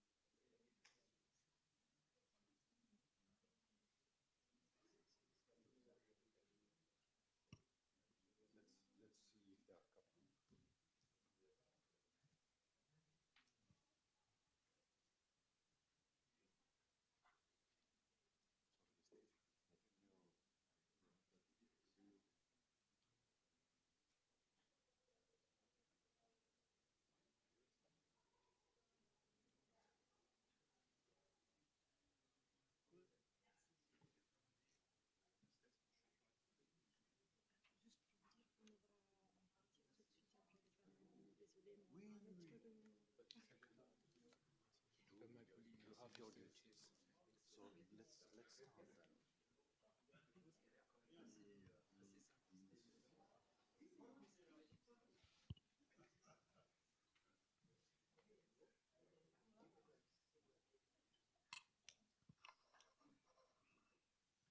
So, ladies and gentlemen, let's start with a second panel. So the first one was about lessons learned from a decade of application of financial audit regulation with some insights into the CSRD. And this one, it's a more forward-looking, prospective one, but with a high-speed changing reality, which is the new areas or new territories of audit beyond financial reporting. So the first one, we touched it in the first panel, which is audit assurance of sustainability information, which is part of the great objectives of the Union and the Green Deal. And the second one is audit and assurance of algorithms and risk management processes of very large online platforms to comply with, how to call it, digital ethics requirements under the DSA and the DMA, as one of the policy objectives of the digital agenda of the Union. So this panel, I hope, will help to understand the expectations of audit and assurance of these new matters, which are different from financial reporting, but to which audit processes will be applied. It will help, I hope, also to understand the way in which audit firms and auditors are preparing themselves to embrace these new public good tasks and to assess whether the EU audit market structure is appropriately calibrated to respond to these new demands of audit, and is there any risk attached to that. So we'll have the chance to have the viewpoint from the European Commission, which proposed the DSA and the DMA legislation, adopted auditing standards, and interestingly enough, will be also the end users of the assurance reports. The perspective of a sustainable investor, which it's a pioneer actually in sustainable finance, but will help to understand the expectation in terms of decision making of investments. The opinion of a key audit firm, adapting itself to serve these multi-audit demands from its clients. And last but not least, a more helicopter view, I would say, from the academia, focus on EU governance, digital regulation, to create this public accountability that is expected the auditors to play a role in. So let me start maybe with you, Prabhat. So that's the expansion to artificial intelligence. You are a physician by background, I read, so you are familiar with the interaction of very complex issues. So the person that we need for this difficult task. And you are one of the founding fathers of this new kind of audit in the digital area. So my question is really, what are the expectations of the Commission in terms of auditing algorithms with objectives of policy objectives and general good in the digital area? Thank you, Fabrice, and it's a pleasure to be here. It's actually one of the few speaking engagements that I have taken recently, because some of you may know we are busy in the European Commission now with applying the Digital Services Act. For those who don't know, the Digital Services Act is one of the flagship regulations in the area of online platforms. In this mandate, it was proposed alongside the Digital Markets Act in December 2020, and it was also one of the few proposals that managed to go through the entire life cycle of impact assessment, proposal, negotiations, and now actually application within the space of a mandate. And I'm here with Sylvia, important colleague, dealing with many different aspects, but we are a growing team of very enthusiastic digital enforcers, and it's a pleasure to speak a little bit about the role of audits in the Digital Services Act. So maybe I'll make 3 particular points, Fabrice, and if you allow me. One is just to explain a little bit the background and the thinking why in the proposal of the Digital Services Act we thought that we needed a provision on audits, and let me make that my first point. The second, some of the considerations when it comes to complexity of what is being audited, and I'll go into a little bit more detail in the high level. And then a third, just a personal reflection. I think it should be taken completely as my personal view, a little bit what I think could happen in the future. So and maybe we'd be interested in as a stimulation for the discussion as it goes along. So let me just start with these 3 points, and my first point being, so why did we actually in the Digital Services Act think about having an audit requirement? So the Digital Services Act is a regulation now in force that regulates the behavior of online platforms, the ones that you are using every day, you know, that you use to get here, you know, like Google Maps, that you're now using to perhaps tweet about what's happening at this event, a search engine that you might have looked up, you know, someone's name on the panel, or, you know, and maybe a professional social networking site such as LinkedIn, where you want to connect with some of the people that you're meeting. So everything that you're basically doing today, and maybe if you're getting bored with my talk, you are looking for some presence on some other marketplace. All of those services that you will be using are basically regulated in the Digital Services Act. And the regulation is different from other regulations in the area of digital spaces, that it is a combination of black letter rules about things that platforms must do and rights for users that they have.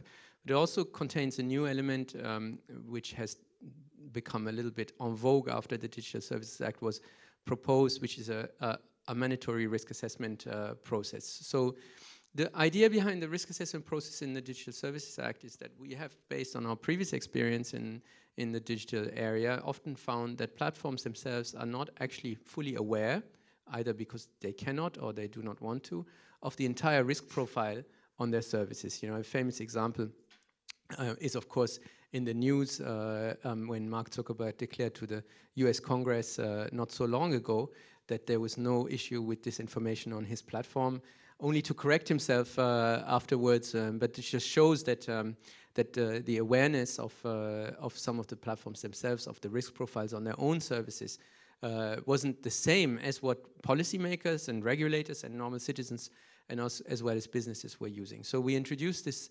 risk assessment provision in the Digital Services Act. It's quite a broad provision. It was even broadened in the co-legislative process by the Parliament and Council. And with that comes, of course, the following question is that how do we avoid that platforms who have an incentive to look good in these reports, you know, tell us exactly the truth, and how do we make sure that the claims that are in the platform's own risk assessments are actually verifiable by a third party. And this is where we started to think early on that we need an independent third party process. Similar processes exist, of course, in the areas that you are all very familiar, but they also exist to some extent in digital regulations. For example, the Federal Trade Commission in the US in the consent orders have third-party independent verifiers of the obligations. And so, talking to many of our colleagues in this area who were thinking about this, we decided to introduce an audit provision. Now, there are three, and this leads me then to, this is a little bit the background. I have to say that the audit provision is one of the provisions that remained more or less intact in the co-decision. It was, I think, reinforced a little bit, and maybe I think it's also not a secret for those who were following the negotiations. I think that the main discussions was, you know, the old discussion of who audits the auditors in the Parliament and Council, and the second main discussion was whether the balance of interests is correctly balanced between the interests of the platforms, the capacity of the auditors, and the public interest mission of the enforcers or the regulators that are going.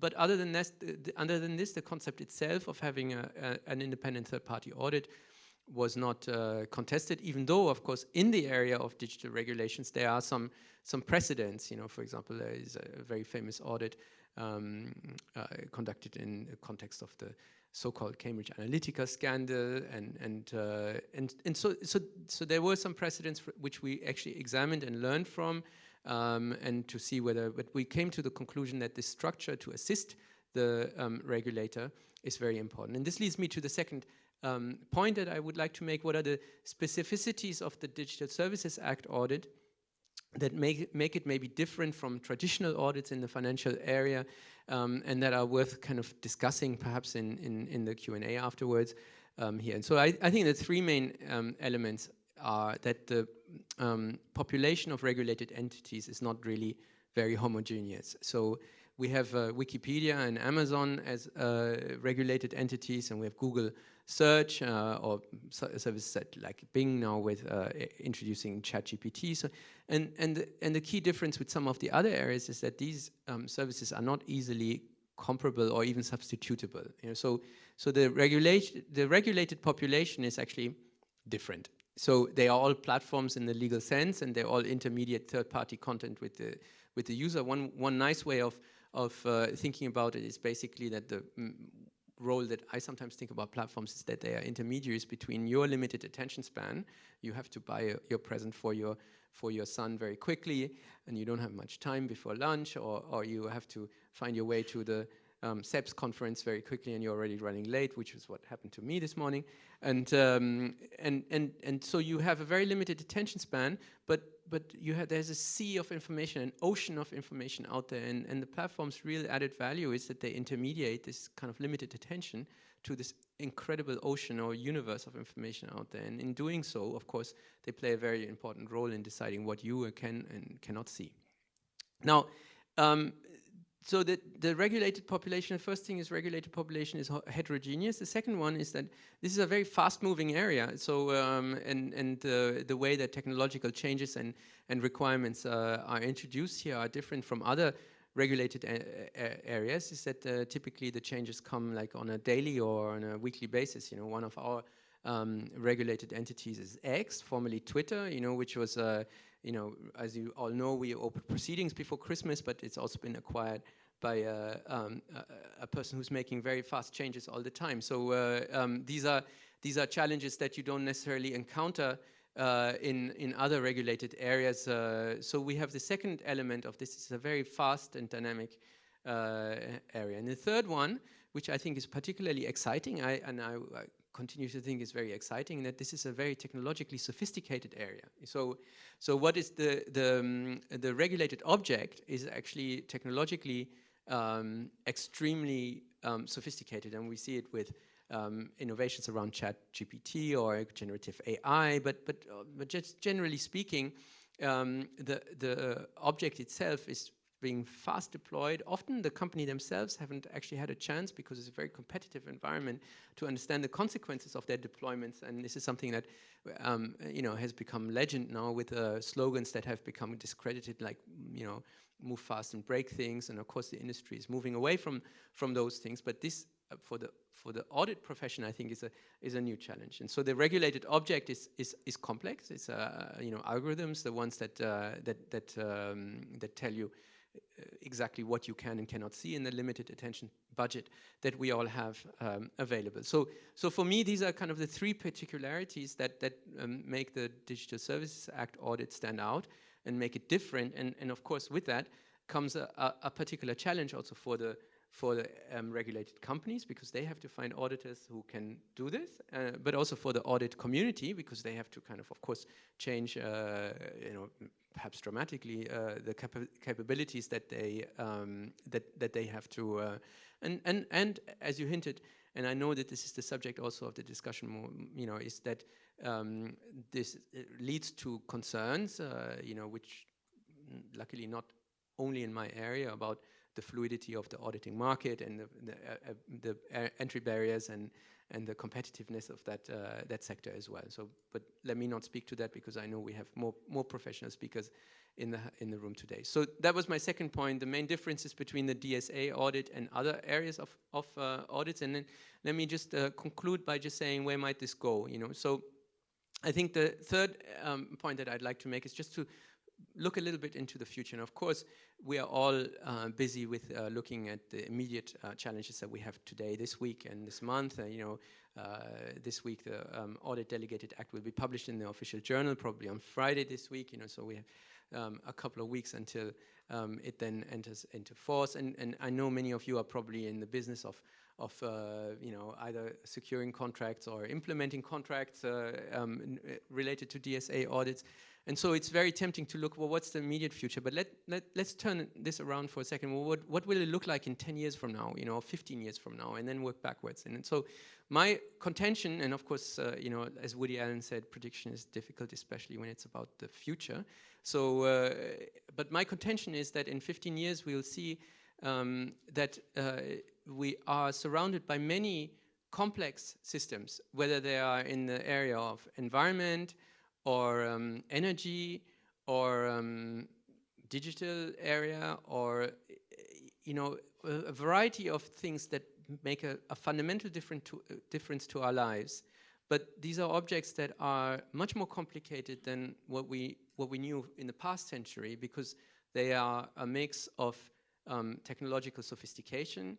There are, you know, many industries will be disrupted by AI, not just online platforms, but every industry will be disrupted by this. And we will see that in 15 years from now, my contention, or maybe even faster than that, the majority of things that have, you know, life and death decisions over us, or which shape our lives, you know, will to some extent be complex objects. And the only way that we can really as regulators approach these is that we have sufficient expertise and independent expertise, you know, to assist the regulator, because the asymmetry between the regulated entity, no matter what area it is, and the regulator is inevitably going to increase and not decrease. You know, so because this asymmetry is going to become really a defining factor of regulation, this means that third-party assistance is going to be inevitable. And I know you today talking about corporate sustainability and ESG audits and digital audits, but my contention is that there will be in 10, 15 years many more areas where we need assistance for the regulator to know, is what the company claims that they're doing actually being done? Is it controllable? Is it verifiable? And is it auditable in a nutshell, you know? And I know very well that the word audit, and this is something that I had to learn myself, is thrown around in many different contexts, being used, you know, in less scientific and more scientific ways. But the general concept, I think, will be stronger. So if we work backwards from that, then the DSA is just kind of an inevitable step that we have to take right now, and I'm sure that many other areas will be transformed in the same way. So my contention is that it may seem like a difficult step to take right now for regulators, regulated entities, and the audit communities to make that shift. But if we work backwards from 10, 15 years from now, I think that shift is inevitable. I'll stop there. Thank you very much, Fabrice. Well, thank you so much, Prabhat, to explaining so clearly the background of this evolution in the digital arena and beyond, as you said at the end, and that helps a lot to understand and try to guess what the future will be. So that was about expansion in the digital area. Can I move now to you, Philippe, on the expansion to sustainability, which we touched upon in panel 1, but you have a different viewpoint. In fact, you tick all the boxes. You are a sustainable finance activist, as you introduce yourself, but you are an asset manager and a very active contributor to the framework that was created in Europe. So really the question is, in this area of sustainability, what is your expectation of the role of the auditors in favor of quality data and quality non-financial information as an investor? Good morning. Thank you, Fabrice. Maybe? Yes. It's okay. Just have to. Thank you for inviting me. So I'm not at all a specialist about audit, so I can just tell you what we see in our world, which is sustainable finance. As you know, at Mirova, we started Mirova 11 years ago, as one of the pioneers in the sustainable investment space. And at that time, there was not a lot of data. I mean, it was really very difficult, and a lot of people were saying, I mean, we cannot do anything because we do not have any data. And so the first thing we did was to show that we were able to do things even without data, or starting to just understand and with our good sense and try to understand what was going on with the small data that we can get. And then, of course, we started to advocate for more accurate data in this market. One of the members of the high-level expert group on sustainable finance, the HLEG, just wrote a note on LinkedIn 2 days ago, reminding us that the first meeting of the high-level expert group was 7 years ago, just 7 years ago. And it was, I mean, a very fantastic journey. I mean, we worked during 1 year, and then provide the commission with recommendations, and then it was translated only a couple of weeks later by the first European Sustainable Finance Action Plan, where most of the plan was about creating more transparency in the market and providing more accurate data for the investors and all the players in the market. So now we have CSRD, SFDR, taxonomy, a lot of things, and of course it's very useful for us. But I would say a couple of maybe caveats on this. First, now we have a huge amount of data available everywhere. Okay, but first thing, as investors, we cannot. I mean, it's not enough for us. I mean, we need to translate all this big amount of data into something that we understand. You know, we are not very smart, and so we need to as investors to have a very simple explanation, and so a synthesis of all the data which is available. And this is about ESG research. This is about rating agencies, ESG rating agencies, and so we also see very positively the fact that now also this layer is regulated by the Commission. So it's not only about raw data, but it's also about how this data is translated by the rating agencies, by the all this analysis, because this is what we use at the end of the day as investors. Second remark is that yes, of course, CSRD is a very incredible opportunity for us to get more accurate data from the companies. But also, at the same time, we have to understand that more and more the data will come from third parties. And so it's a link with what you said about digital and all that stuff. Because when you want to, for example, to know the methane emission of a company today, I mean, you don't need the data coming from the company. You have satellites. You can just exactly spot all the methane emissions of all the plants and all the different plants of the company.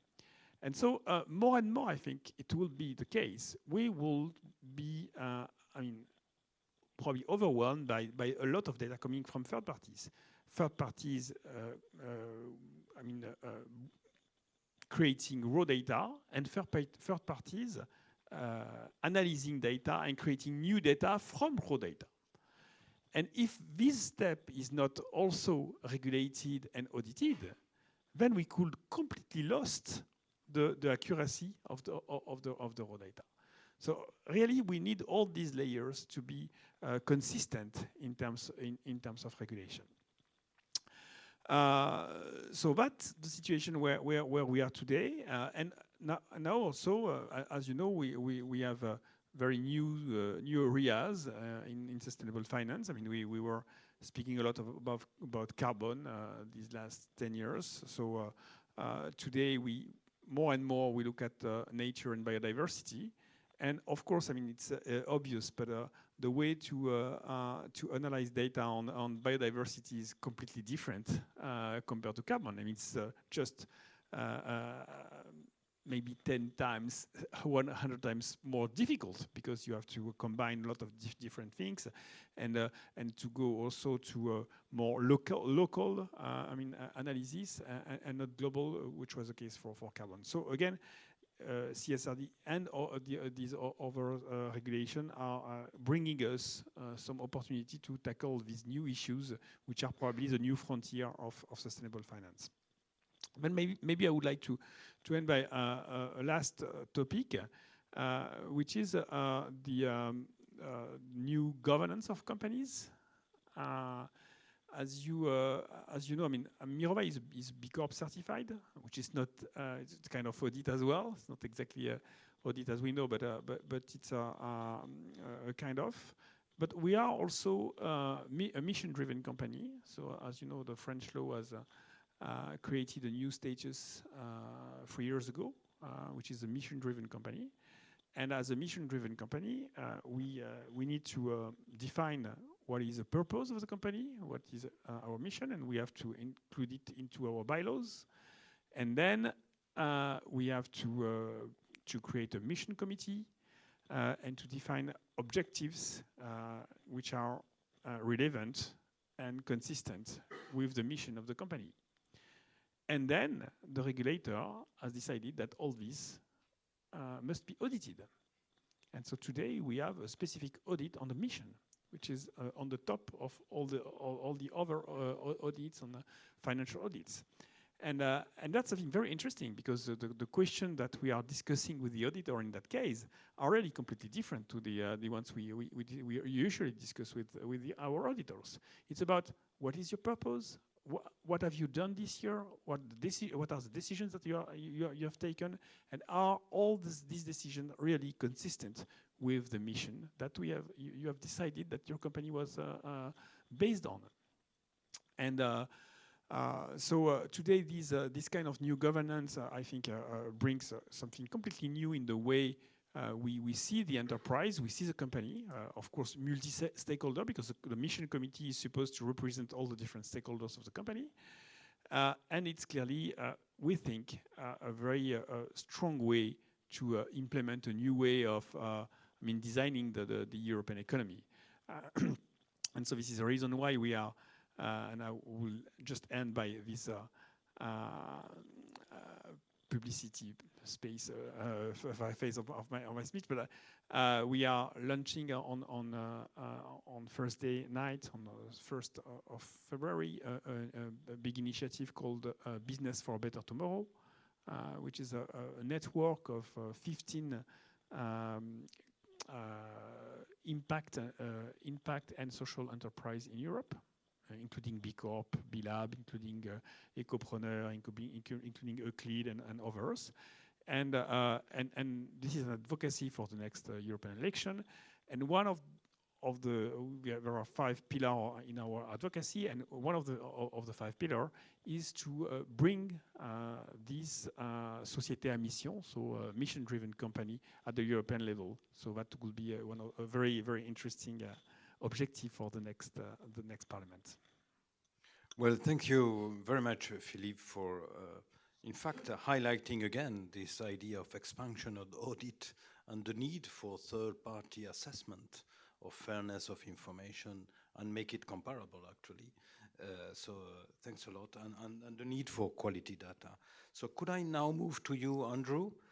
So you are a partner at EY, and you have a huge experience on corporate governance, and in particularly focusing in the past on public policy and practice of corporate governance, sustainability reporting, and digital too. I saw that when reading. So please, and you have this experience of boards looking at these new forms of reporting. So could you share with us your views, experience on how a famous and powerful audit firm is transforming itself to respond to these multiple needs of your clients?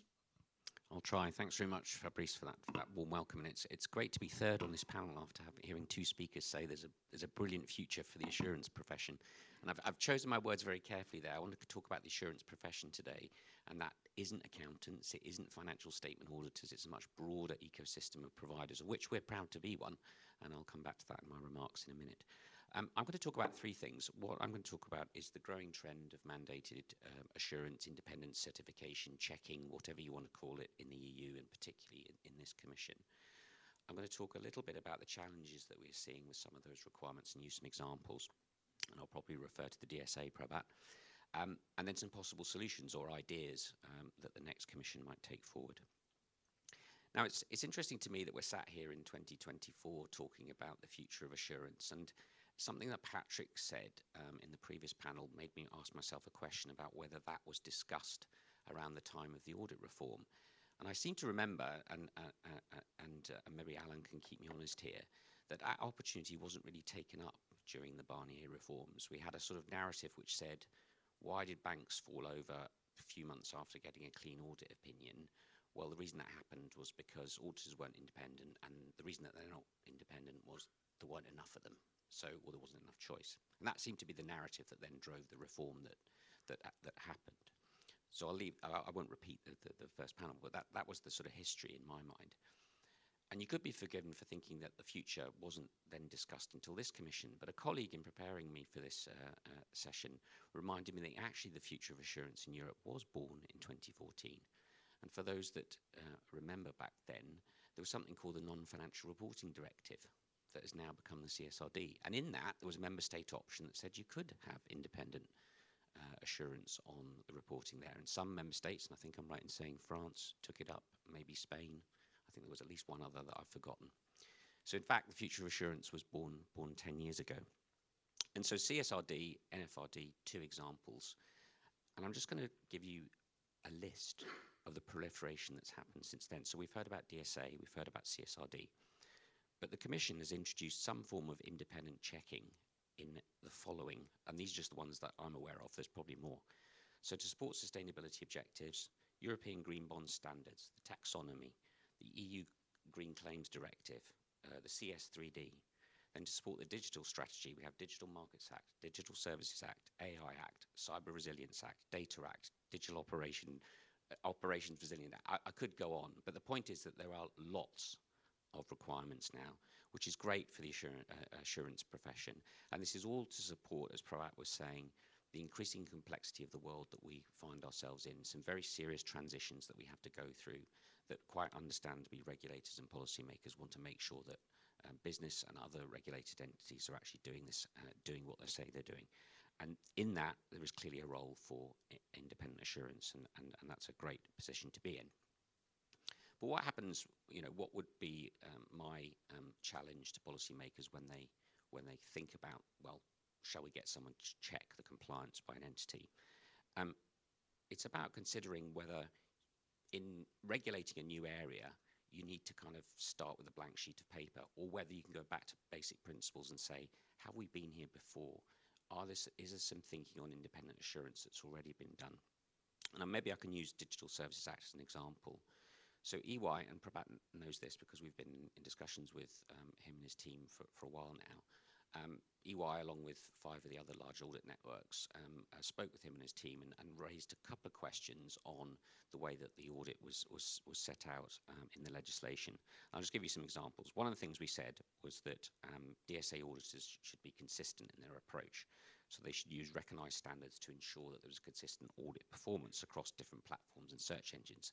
Now, it's important to say that that doesn't mean that we say there's only one way of doing it. The point is that there ought to be a transparent framework against which auditors prepare their work, do their work, and that could be multiple standards. So a profession like mine might want to use ISO 3000. Another profession might want to use an ISO standard. The point is to be transparent and consistent. A big issue, and again, I know that Prabat knows this, is there's a need for clear criteria against which auditors measure the regulated entity. So how can I tell as an auditor that the regulated entity is meeting their obligations without criteria? And then there's a whole piece around the contents and comparability of audit reports. The DSA contains a lot of information that's required in the audit reports, really important information for research and other regulatory uses. Is it good for users? I mean, the market I know best, I sometimes liken these things to a report you get when you buy a house. You get a whole list of things that say, oh, well, this could do with replacing, this needs repainting. It doesn't actually tell you whether you should buy the house. So as a user, I want to know, can I trust this large online platform? Is it complying with its obligations? Whereas more detailed information could be useful for other users. Now, of course, Prabat and the European Commission pointed out that this was frontier legislation. There was a hell of a lot of political will behind the legislation in this area, and there was a lot of attention on it. And sometimes we just need to get on with things, as I'm sure you'll agree. Something that I was talking to Eric last night, and he gave me the French translation, which is learning by walking. And that's what we're going to be doing in terms of providing assurance under the DSA. So those are some of the sort of challenges. What are the solutions? Well, for future EU reporting assurance requirements, what EU policymakers could perhaps more routinely do is look at the 3 pillars that Peter was talking about earlier on today. So if you think about the regulated entity, so I'm a policymaker, I'm setting legislation, I think I might want to get an independent check. What do I need to do? So the first thing is the regulated entity. What criteria does it have to apply and comply with? Is there an existing framework that can be used, endorsed and applied? And if there isn't, who could actually prepare one and under what time frame? And importantly, again, we heard this on the last panel, what governance is expected to support and oversee the process, including internal controls and risk management. So that's the first pillar. Second, the assurance. What's the scope of the assurance? What level can be provided and to whom? And we've heard, that we're now talking about different audiences for assurance opinions from a traditional financial statement audit. What approach should the audit provider follow? Is there an existing framework that could be applied? I thought if I can do a bit of a plug for the SEC, I thought the SEC's original proposal on the climate standard in terms of assurance opinions was pretty smart. They didn't actually say what standards should be used. They just said it should be publicly available, free, and it should meet a number of criteria. Quite smart. Who should provide the assurance? What competencies and experience are needed, including the accreditation of those providers? And then importantly, how do you safeguard their objectivity and the integrity of the assurance provider? And again, we have some quite complex independence rules that already exist. Could they be applied? Do you want to cherry pick? Because actually the current framework that's used goes a little bit too far for new and emerging forms of assurance. And last but not least, supervision. Who oversees the compliance by the entity and the assurance? Can it be done by existing authorities? Do you need a new one? What resources and competencies do they require as well? I'm coming to the end of my remarks now. So in conclusion, looking at the demand side, it's clear, as we've heard from a couple of speakers, that this is going to continue. There's likely to be more and more examples where independent certification or assurance is required from an independent third party. The subject matter may differ from a classic financial statement audit, but we'd say that policymakers could seek to rely on some universal principles and experience from established frameworks, provided that they should remain profession neutral wherever possible. But currently it's not clear whether policymakers in the EU are using such basic or universal principles, or whether they are seeking to reinvent the wheel. And what could help is some form of high-level framework. This could be, for example, an assurance directive, we might call it that for want of a better word, that sets out these basic principles once and for all, so that different DGs don't need to think about the thing with a blank sheet of paper anymore. Or maybe some due process. You could allocate maybe responsibility to a particular DG FISMAS, for example, that needs to be consulted or even has a role in drafting the assurance requirements that feature in other areas of EU law. But I've there laid a lot of challenge at the door of policymakers. What about the assurance profession? Well, it's down to the assurance profession itself, which includes my firm and others, to kind of stand up and meet the challenge. We need to make sure that we compete in an open market and we build the capacities that are needed. And perhaps I'm going to leave it there. Well, thank you so much, Andrew. And I recognize some need to process methodology and tools to carry these different tasks properly. So can I turn to you, Anna, and thank you very much to be with us today. So you are a researcher at the European University Institute in Fiesole, and you are a specialist of this interaction between EU governance, digital regulation, but with this focus on public accountability that is needed. So what is your assessment of the preparedness, the readiness of what has been put in place, and the role of the auditors to contribute to that public accountability on these very different matters? Thank you very much. Yes, thank you, perfect. Yeah, it's great to speak last on this panel because some of my points have already been introduced. And so has my focus on public accountability. As a platform accountability researcher, I see the Digital Services Act before all as an accountability framework. And this is a stance that is very common in platform governance literature. And just to give you a defining moment, on the finishing line before the DSA was adopted, it was Facebook whistleblower Frances Haugen who warned that the algorithmic design of some algorithmic systems would favor content that is very polarizing, as it can generate more user interactions. And she warned and cautioned that the only clear antidote to these algorithmic black boxes would be transparency that can then generate public discussions that is important, as these places are forums, they're marketplaces, they're places of public debate for our democracy. And the DSA is a very ambitious step in implementing public accountability for these platforms. And this is what got me so interested in audits, is that for the very large online platforms and search engines, we will have yearly audits that can be viewed as a public accountability mechanism. And in case you're not as enthusiastic about the Digital Services Act as some of us on the panel are, just to give you an overview of what auditors will be handling, this includes codes of conduct that will be established on topics such as disinformation, hate speech, and online advertisement. It includes crisis protocols for crisis situations like pandemics. And of course, it also includes transparency and safety obligations that include systemic risk management, which in turn includes very broad terms such as the moderation of illegal content, fundamental rights broadly. It includes public security and public safety, public discourse, and human health, and all of this in an algorithmic context.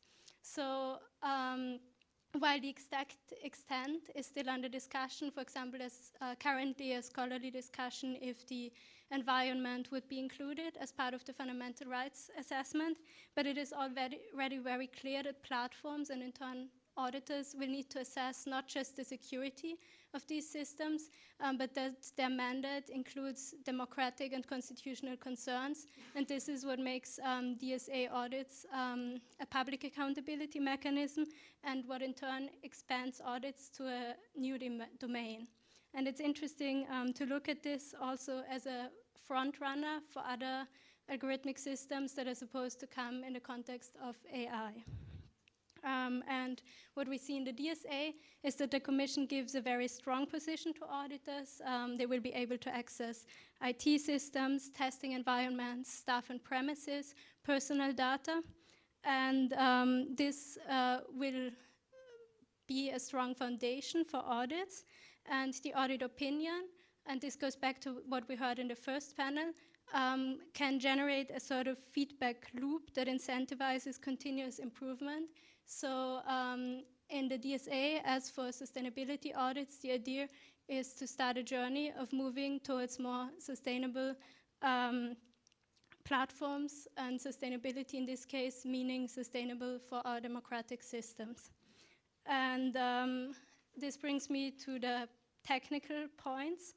The expertise needed on platforms audits is twofold. On the one side, it is platform accountability, and on the other side, it is large-scale auditing, which even before the adoption of the delegated regulation on audits led many commentators to believe that the Big Four would likely be the ones dominating DSA audits, although the delegated regulation is, of course, open.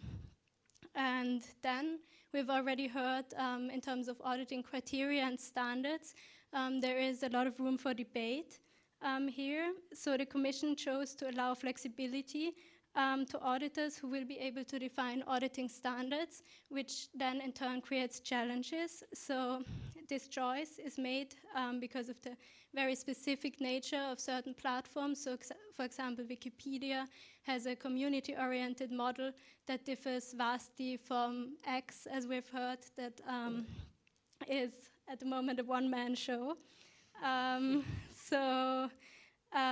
What we've heard in the public consultations, however, on this delegated regulation on audits, is that there's a challenge for auditors to gather comparability and clarity for these reports, and there is a fear that as platforms will be able to choose their auditors, there might be a sort of race to the bottom in audit criteria, although this is of course the worst case scenario.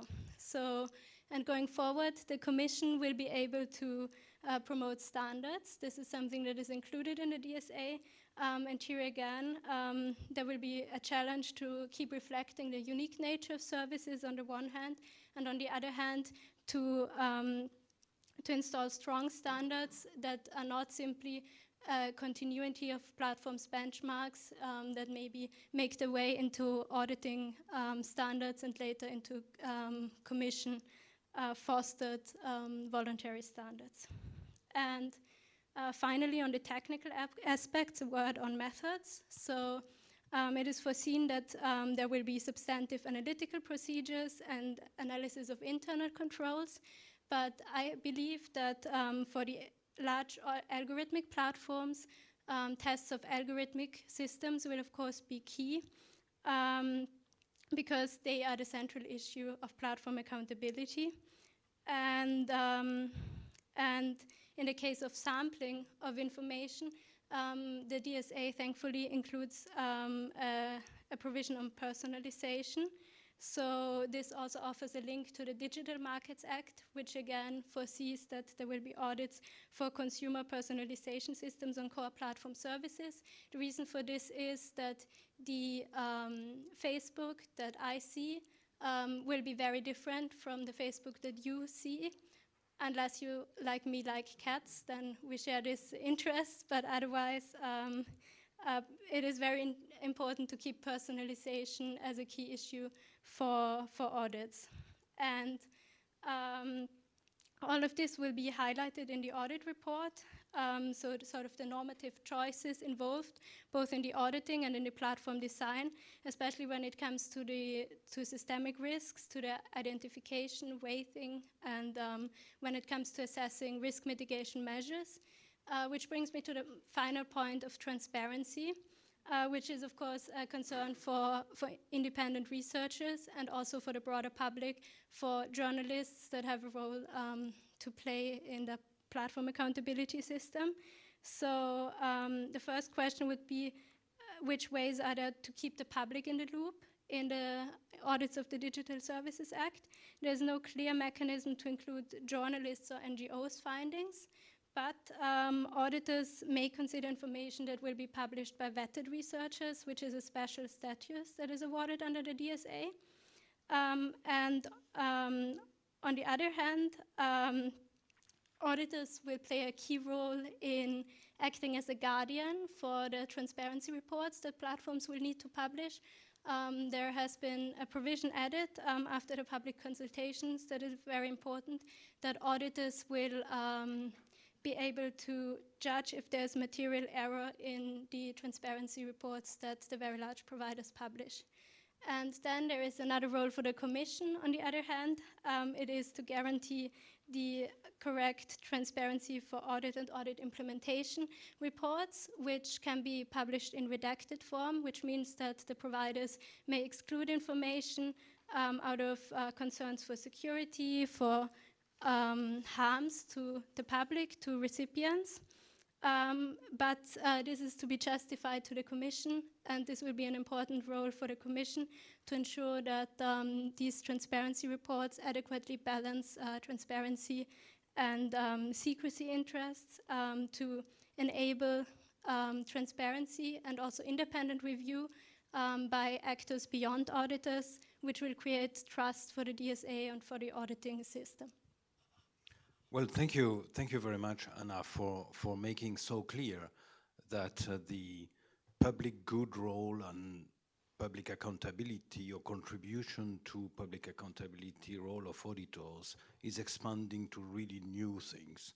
We are used to do it vis-à-vis investors, vis-à-vis the capital markets, vis-à-vis transparency of fairness of financial information, but here you really highlighted very clearly that that is expanding to completely new territories, including the role of democracy and fair information. We are left with few minutes, so if there are burning questions in the room, yes, please. Please. Thank you to the panelists. This was very interesting. My name is Anne McCormick. I lead digital policy for EY. Looking to the future and considering the challenges that were laid out, the dynamism of the technology, the unpredictability of how it will be applied, but also the mechanisms such as risk assessments, there's an opportunity to prioritize on the one hand in terms of enforcement, but also to recognize there's going to be a journey here, a learning journey. I would be very interested to hear from Prabhat, if possible, but also from others. What is going to be critical to make sure this journey is effective? Recognizing it's going to be tough, recognizing that different stakeholders like Anna and other experts need to be there. What is going to be critical for this journey to start to work, within 2-3 years, so that there is credibility for these pieces of legislation, so that the big actors are held to account, but also investors have the information they need summarized and meaningful? Thank you. So I think, first of all, I'm optimistic that some changes have already happened, and they might not be visible, but I think that they are quite deep. But it's important to call them out, because I'll answer your question in a second. But I just one episode. Fabrice was saying that I'm a scientist, and I studied physics at university, and I was working in a lab for a long period of time. And under the in the UK, it's a country that typically kind of hates any kind of paperwork, and more than other countries, and it's one of the reasons why I like studying there. But one of the things that we had to do was to fill out a risk assessment when we were handling dangerous chemicals. And I remember I had to do it for one of the most dangerous chemicals, hydrofluoric acid, which we use to prepare our samples. It's basically a killer if you mishandle it. And this was one of the few things that was enforced, and we had to do a risk assessment. And one of the questions was, what are you going to do if there's a spill? There's a spill of this chemical, and basically it can kill you in an instant, and it penetrates skin, and actually it etches glass, even metal is removed. And I was a student, and I was thinking, my God, why do I have to fill in this paper, and about it'll never spill and so on, Now, of course, this was one of the things you had to sign, and it was collected by the lab assistant. And if you did not have the signed form, you could not carry out experiments. They wouldn't give it to you, they wouldn't give you the material. So I did it. And of course, the section is, what do you do when there's a spill? I said, I'd never actually thought about it, So what would you? And then I asked the lab assistant, well, what do I do if there's a spill of hydrofluoric acid, And so, and then he explained the safety procedures. And then I wrote down, if there's a spill of hydrofluoric acid, this is what I'll do. And of course, 2 months later, there was a spill. And it wasn't me, it was somebody sitting next to me who had not filled in the form. He shouldn't have handled it, but somebody left a bit of there, And I was sitting next to him, and I saying, oh my God, I only know what to do because I filled in this form, which I didn't want to fill in, So the analogy is the following. The point I want to make is that I know for sure that platforms are carrying out risk assessments of risks they have never considered internally. And they are filling in the same form about what happens if Hamas is going to do a live execution on my platform of the hostages that they are having, And this is a question most of them have never answered, internally. And so it doesn't seem obvious to the outside world, but these risk assessments are going on, and there is a protocol for these things. And these protocols, the fact that they exist is already a huge step forward, for safety in the public domain. So this is something that I think is really worth calling out, because and so we have to check with your help that this is going far enough. Of course, this is a very important thing, but the fact that somebody is filling in the emergency protocol before an emergency happens is an enormous step in terms of online safety. Not visible to you and me, not visible to your kids, and not visible to Monsieur Breton, but it's there, So so the second point, to answer your question more directly, what's critical is that during the implementation phase, and that there is a transparent exchange and dialogue with all the actors that are there. And I take a fair amount of pride in having had throughout the negotiations of the Digital Services Act and in the preparation, having instructed my team and to make themselves available as much as possible for everybody's concern and be as open and transparent as possible. I just want to say one thing, just to Andrew's point. Of course, we have, and again, this is not visible, we have benefited enormously from the expertise that was in DG FISMA which are already a center of competence inside the DG. Whether they have a formal role in leading or not is a secondary thing. But this information sharing, again, for others may not be so visible, but I don't know how many meetings we've had with the colleagues, how many iterations we've had on the different documents that were prepared. So this, the advantage of the Commission, it may sound like a joke, but it's actually a relatively small public administration compared to, you know, I'm German, the ministries in Germany are enormous compared to the size of the, and cooperation between different ministries in a big member state is much harder than in the Commission. You know, we actually, you know, for us it's much easier. And so this is the second, is in this constant cooperation and open dialogue, I think is really what is critical. And I think I'm on the record for saying I don't think this is the last version of the Delegated Audit Act, you know, but this is the one that we have to start with. And so we will have to make improvements as we learn. Things will get more harmonized, and as was already mentioned by Anna, I mean, I really encourage everybody to think seriously about standards in this area. Standards are a way of keeping the markets open and lowering entry barriers. You know, and this is a very important, as long as they are drafted in a way that keeps entry barriers low. You know, so those are the three things that I would say. You know, is that let's not underestimate the change that has already happened and due to the auditing requirement. Second, let's continue an open and transparent dialogue both inside and outside.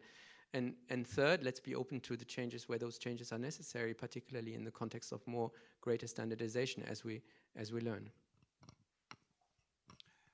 Thank you very much.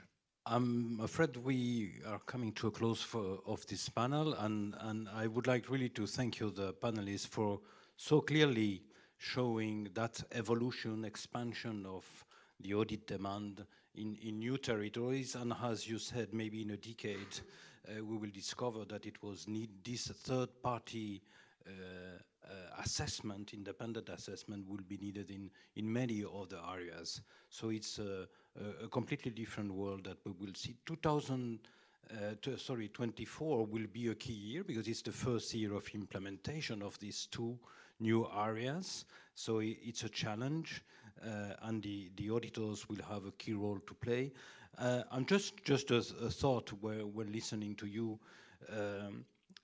Nevertheless, there is a point that was mentioned in the panel one, which is the concentration of the market and the market structure and the offer of audit, which there is increasing demand, and the question of the offer need to be think through, in particular with this expansion, because then the consequences of fortunately, hopefully not, but an unfortunate failure, audit failure in one area might have an impact on the others, which is unrelated.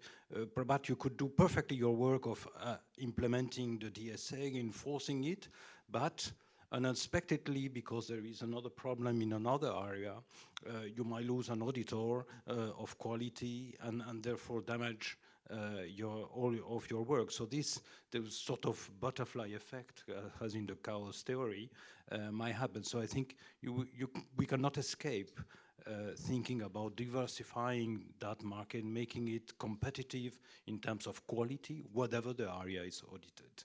So I think that's part of the questions for the future. So thank you very much. I think a round of applause to our panelists.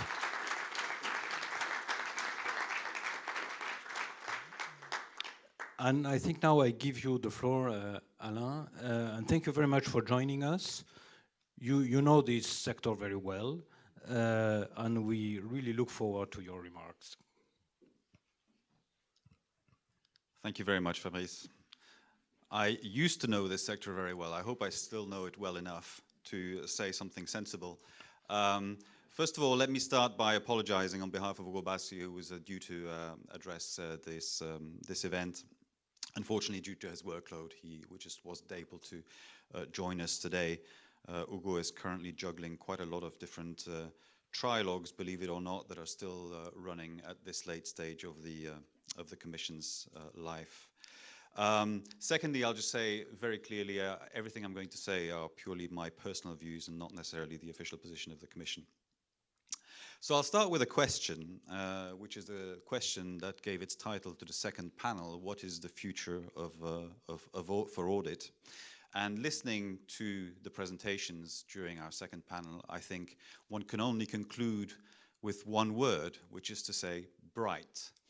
At least that is the impression I got from the presentation, and I think that is a point that Andrew also made. It sounded a bit almost like a recruitment advertisement for the profession. So there is clearly a lot of very interesting work going on, very interesting developments, some of which I have discovered during this event, so it's been informative for me too. But let's start by looking back first at the audit reform. And I think we've noted during the first panel that there have been some areas where there has been some success, certainly in terms of bringing transparency, others in which there has been a bit less success. And Fabrice has a little bit stolen my thunder because I wanted to weave on this particular theme, on the theme of competition, which is clearly an area where there is still further work to be done. There is clearly, as we have heard, a great desire to have third-party verification or checks, or there are lots of, as Andrew has also noted, there's lots of different terminology being used nowadays, including indeed in the EU Green Bond Standards regulation, which I led the negotiations for until very recently. So clearly a lot of desire for this third-party verification to contribute towards the public good. And that is something we should take with us, and it is, as I say, a rather good signal for the industry. But I think the concern about the competitive landscape in this area is one we should also have in our mind, because it is something that has always been there in the background, and that has, to a certain extent, poisoned the atmosphere a little bit. And I think unless we have a dynamic and competitive landscape in this area for assurance and audit, there may be questions, including the questions, the very practical question that Fabrice raised in his concluding remarks about the second panel. There are some things which perhaps we can do in the field of regulation. I'm not going to speculate as to whether or not there will be a second audit reform for the reasons that Peter mentioned earlier. This will be a decision that will need to be made by the incoming college. But clearly, if I was a benevolent dictator, one thing I would clearly do is I would get rid of all the national options in the audit regulation. I have always said that I thought the audit regulation was actually a directive masquerading as a regulation, because it gives so many choices to member states that it is questionable whether it's really a regulation. Having said that, those options are there for a reason, and it is that the member states, national authorities, fought very hard to get them. So if we started now on a review of the audit regulation, would it actually be politically feasible to eliminate, if not all, at least some of these options? I think that's a question worth asking, but I'm not actually certain what the answer would be to that question. So that's just to sort of manage expectations about what could be achieved. A very quick word about Wirecard, because I think it is one that has been on the minds of many of us over the years. I must admit that my own views about Wirecard have evolved over the years. It clearly seems to be a case where pretty much everything that could go wrong did go wrong at the same time. There were clearly tremendous corporate governance failures in this company. There were issues at the level of supervision. And it's very good that in Germany, with the FISG, which I'm not even going to try to pronounce in its full, because it's actually one word, as happens to be, as tends to be the case in Germany. But anyway, it's very good that in the FISG, the German authorities have addressed this. Is there more that could be done at European level? Well, perhaps.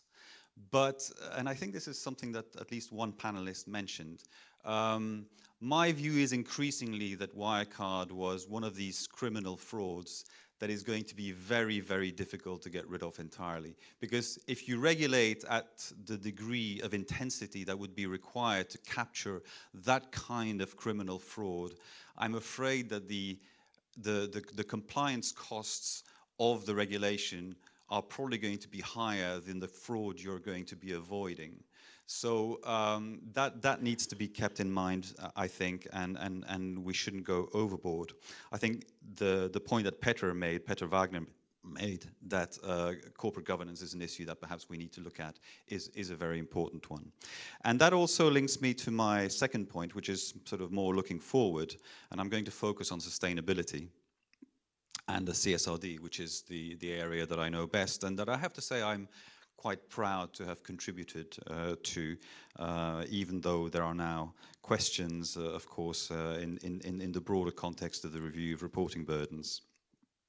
It is very much a learning by doing and process. Everybody is on a learning curve, whether it's supervisors, whether it's investors, users, preparers, auditors. Everybody's on a learning curve, and therefore I fully endorse the view that was presented during the panel, that we shouldn't expect perfection from day one. This is going to be something that takes a little bit of time.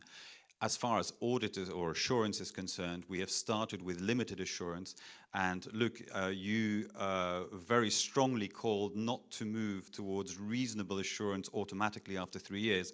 I can tell you that when we were negotiating the draft CSRD within the Commission, there were people who were calling to start with reasonable assurance.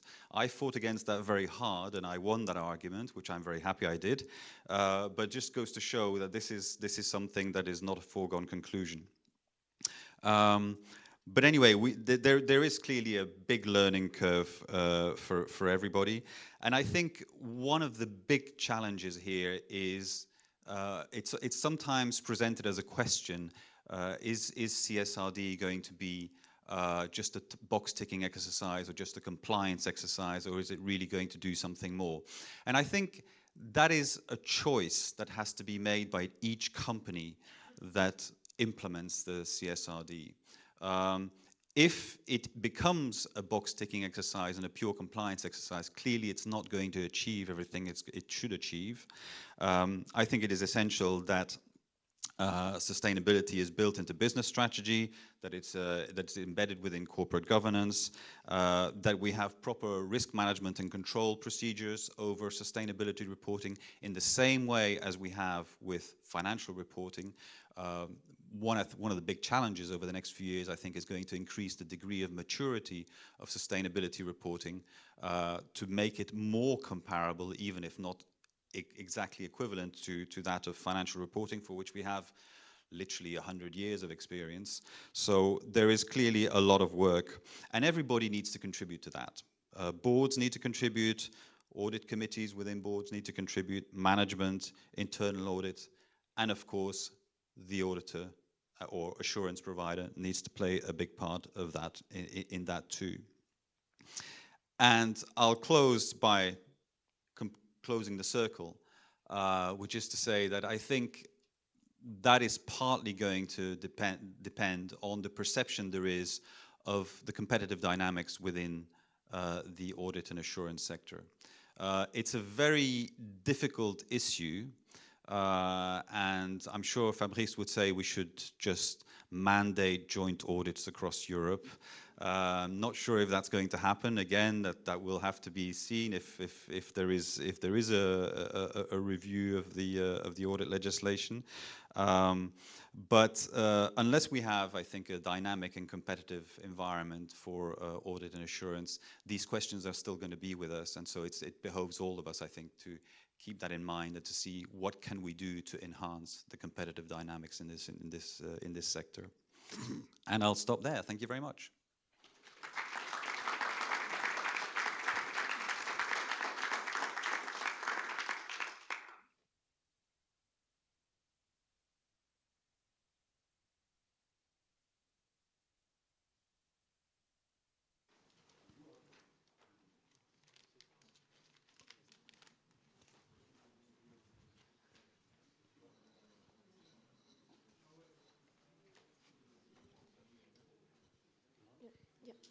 For everyone, there is lunch now downstairs.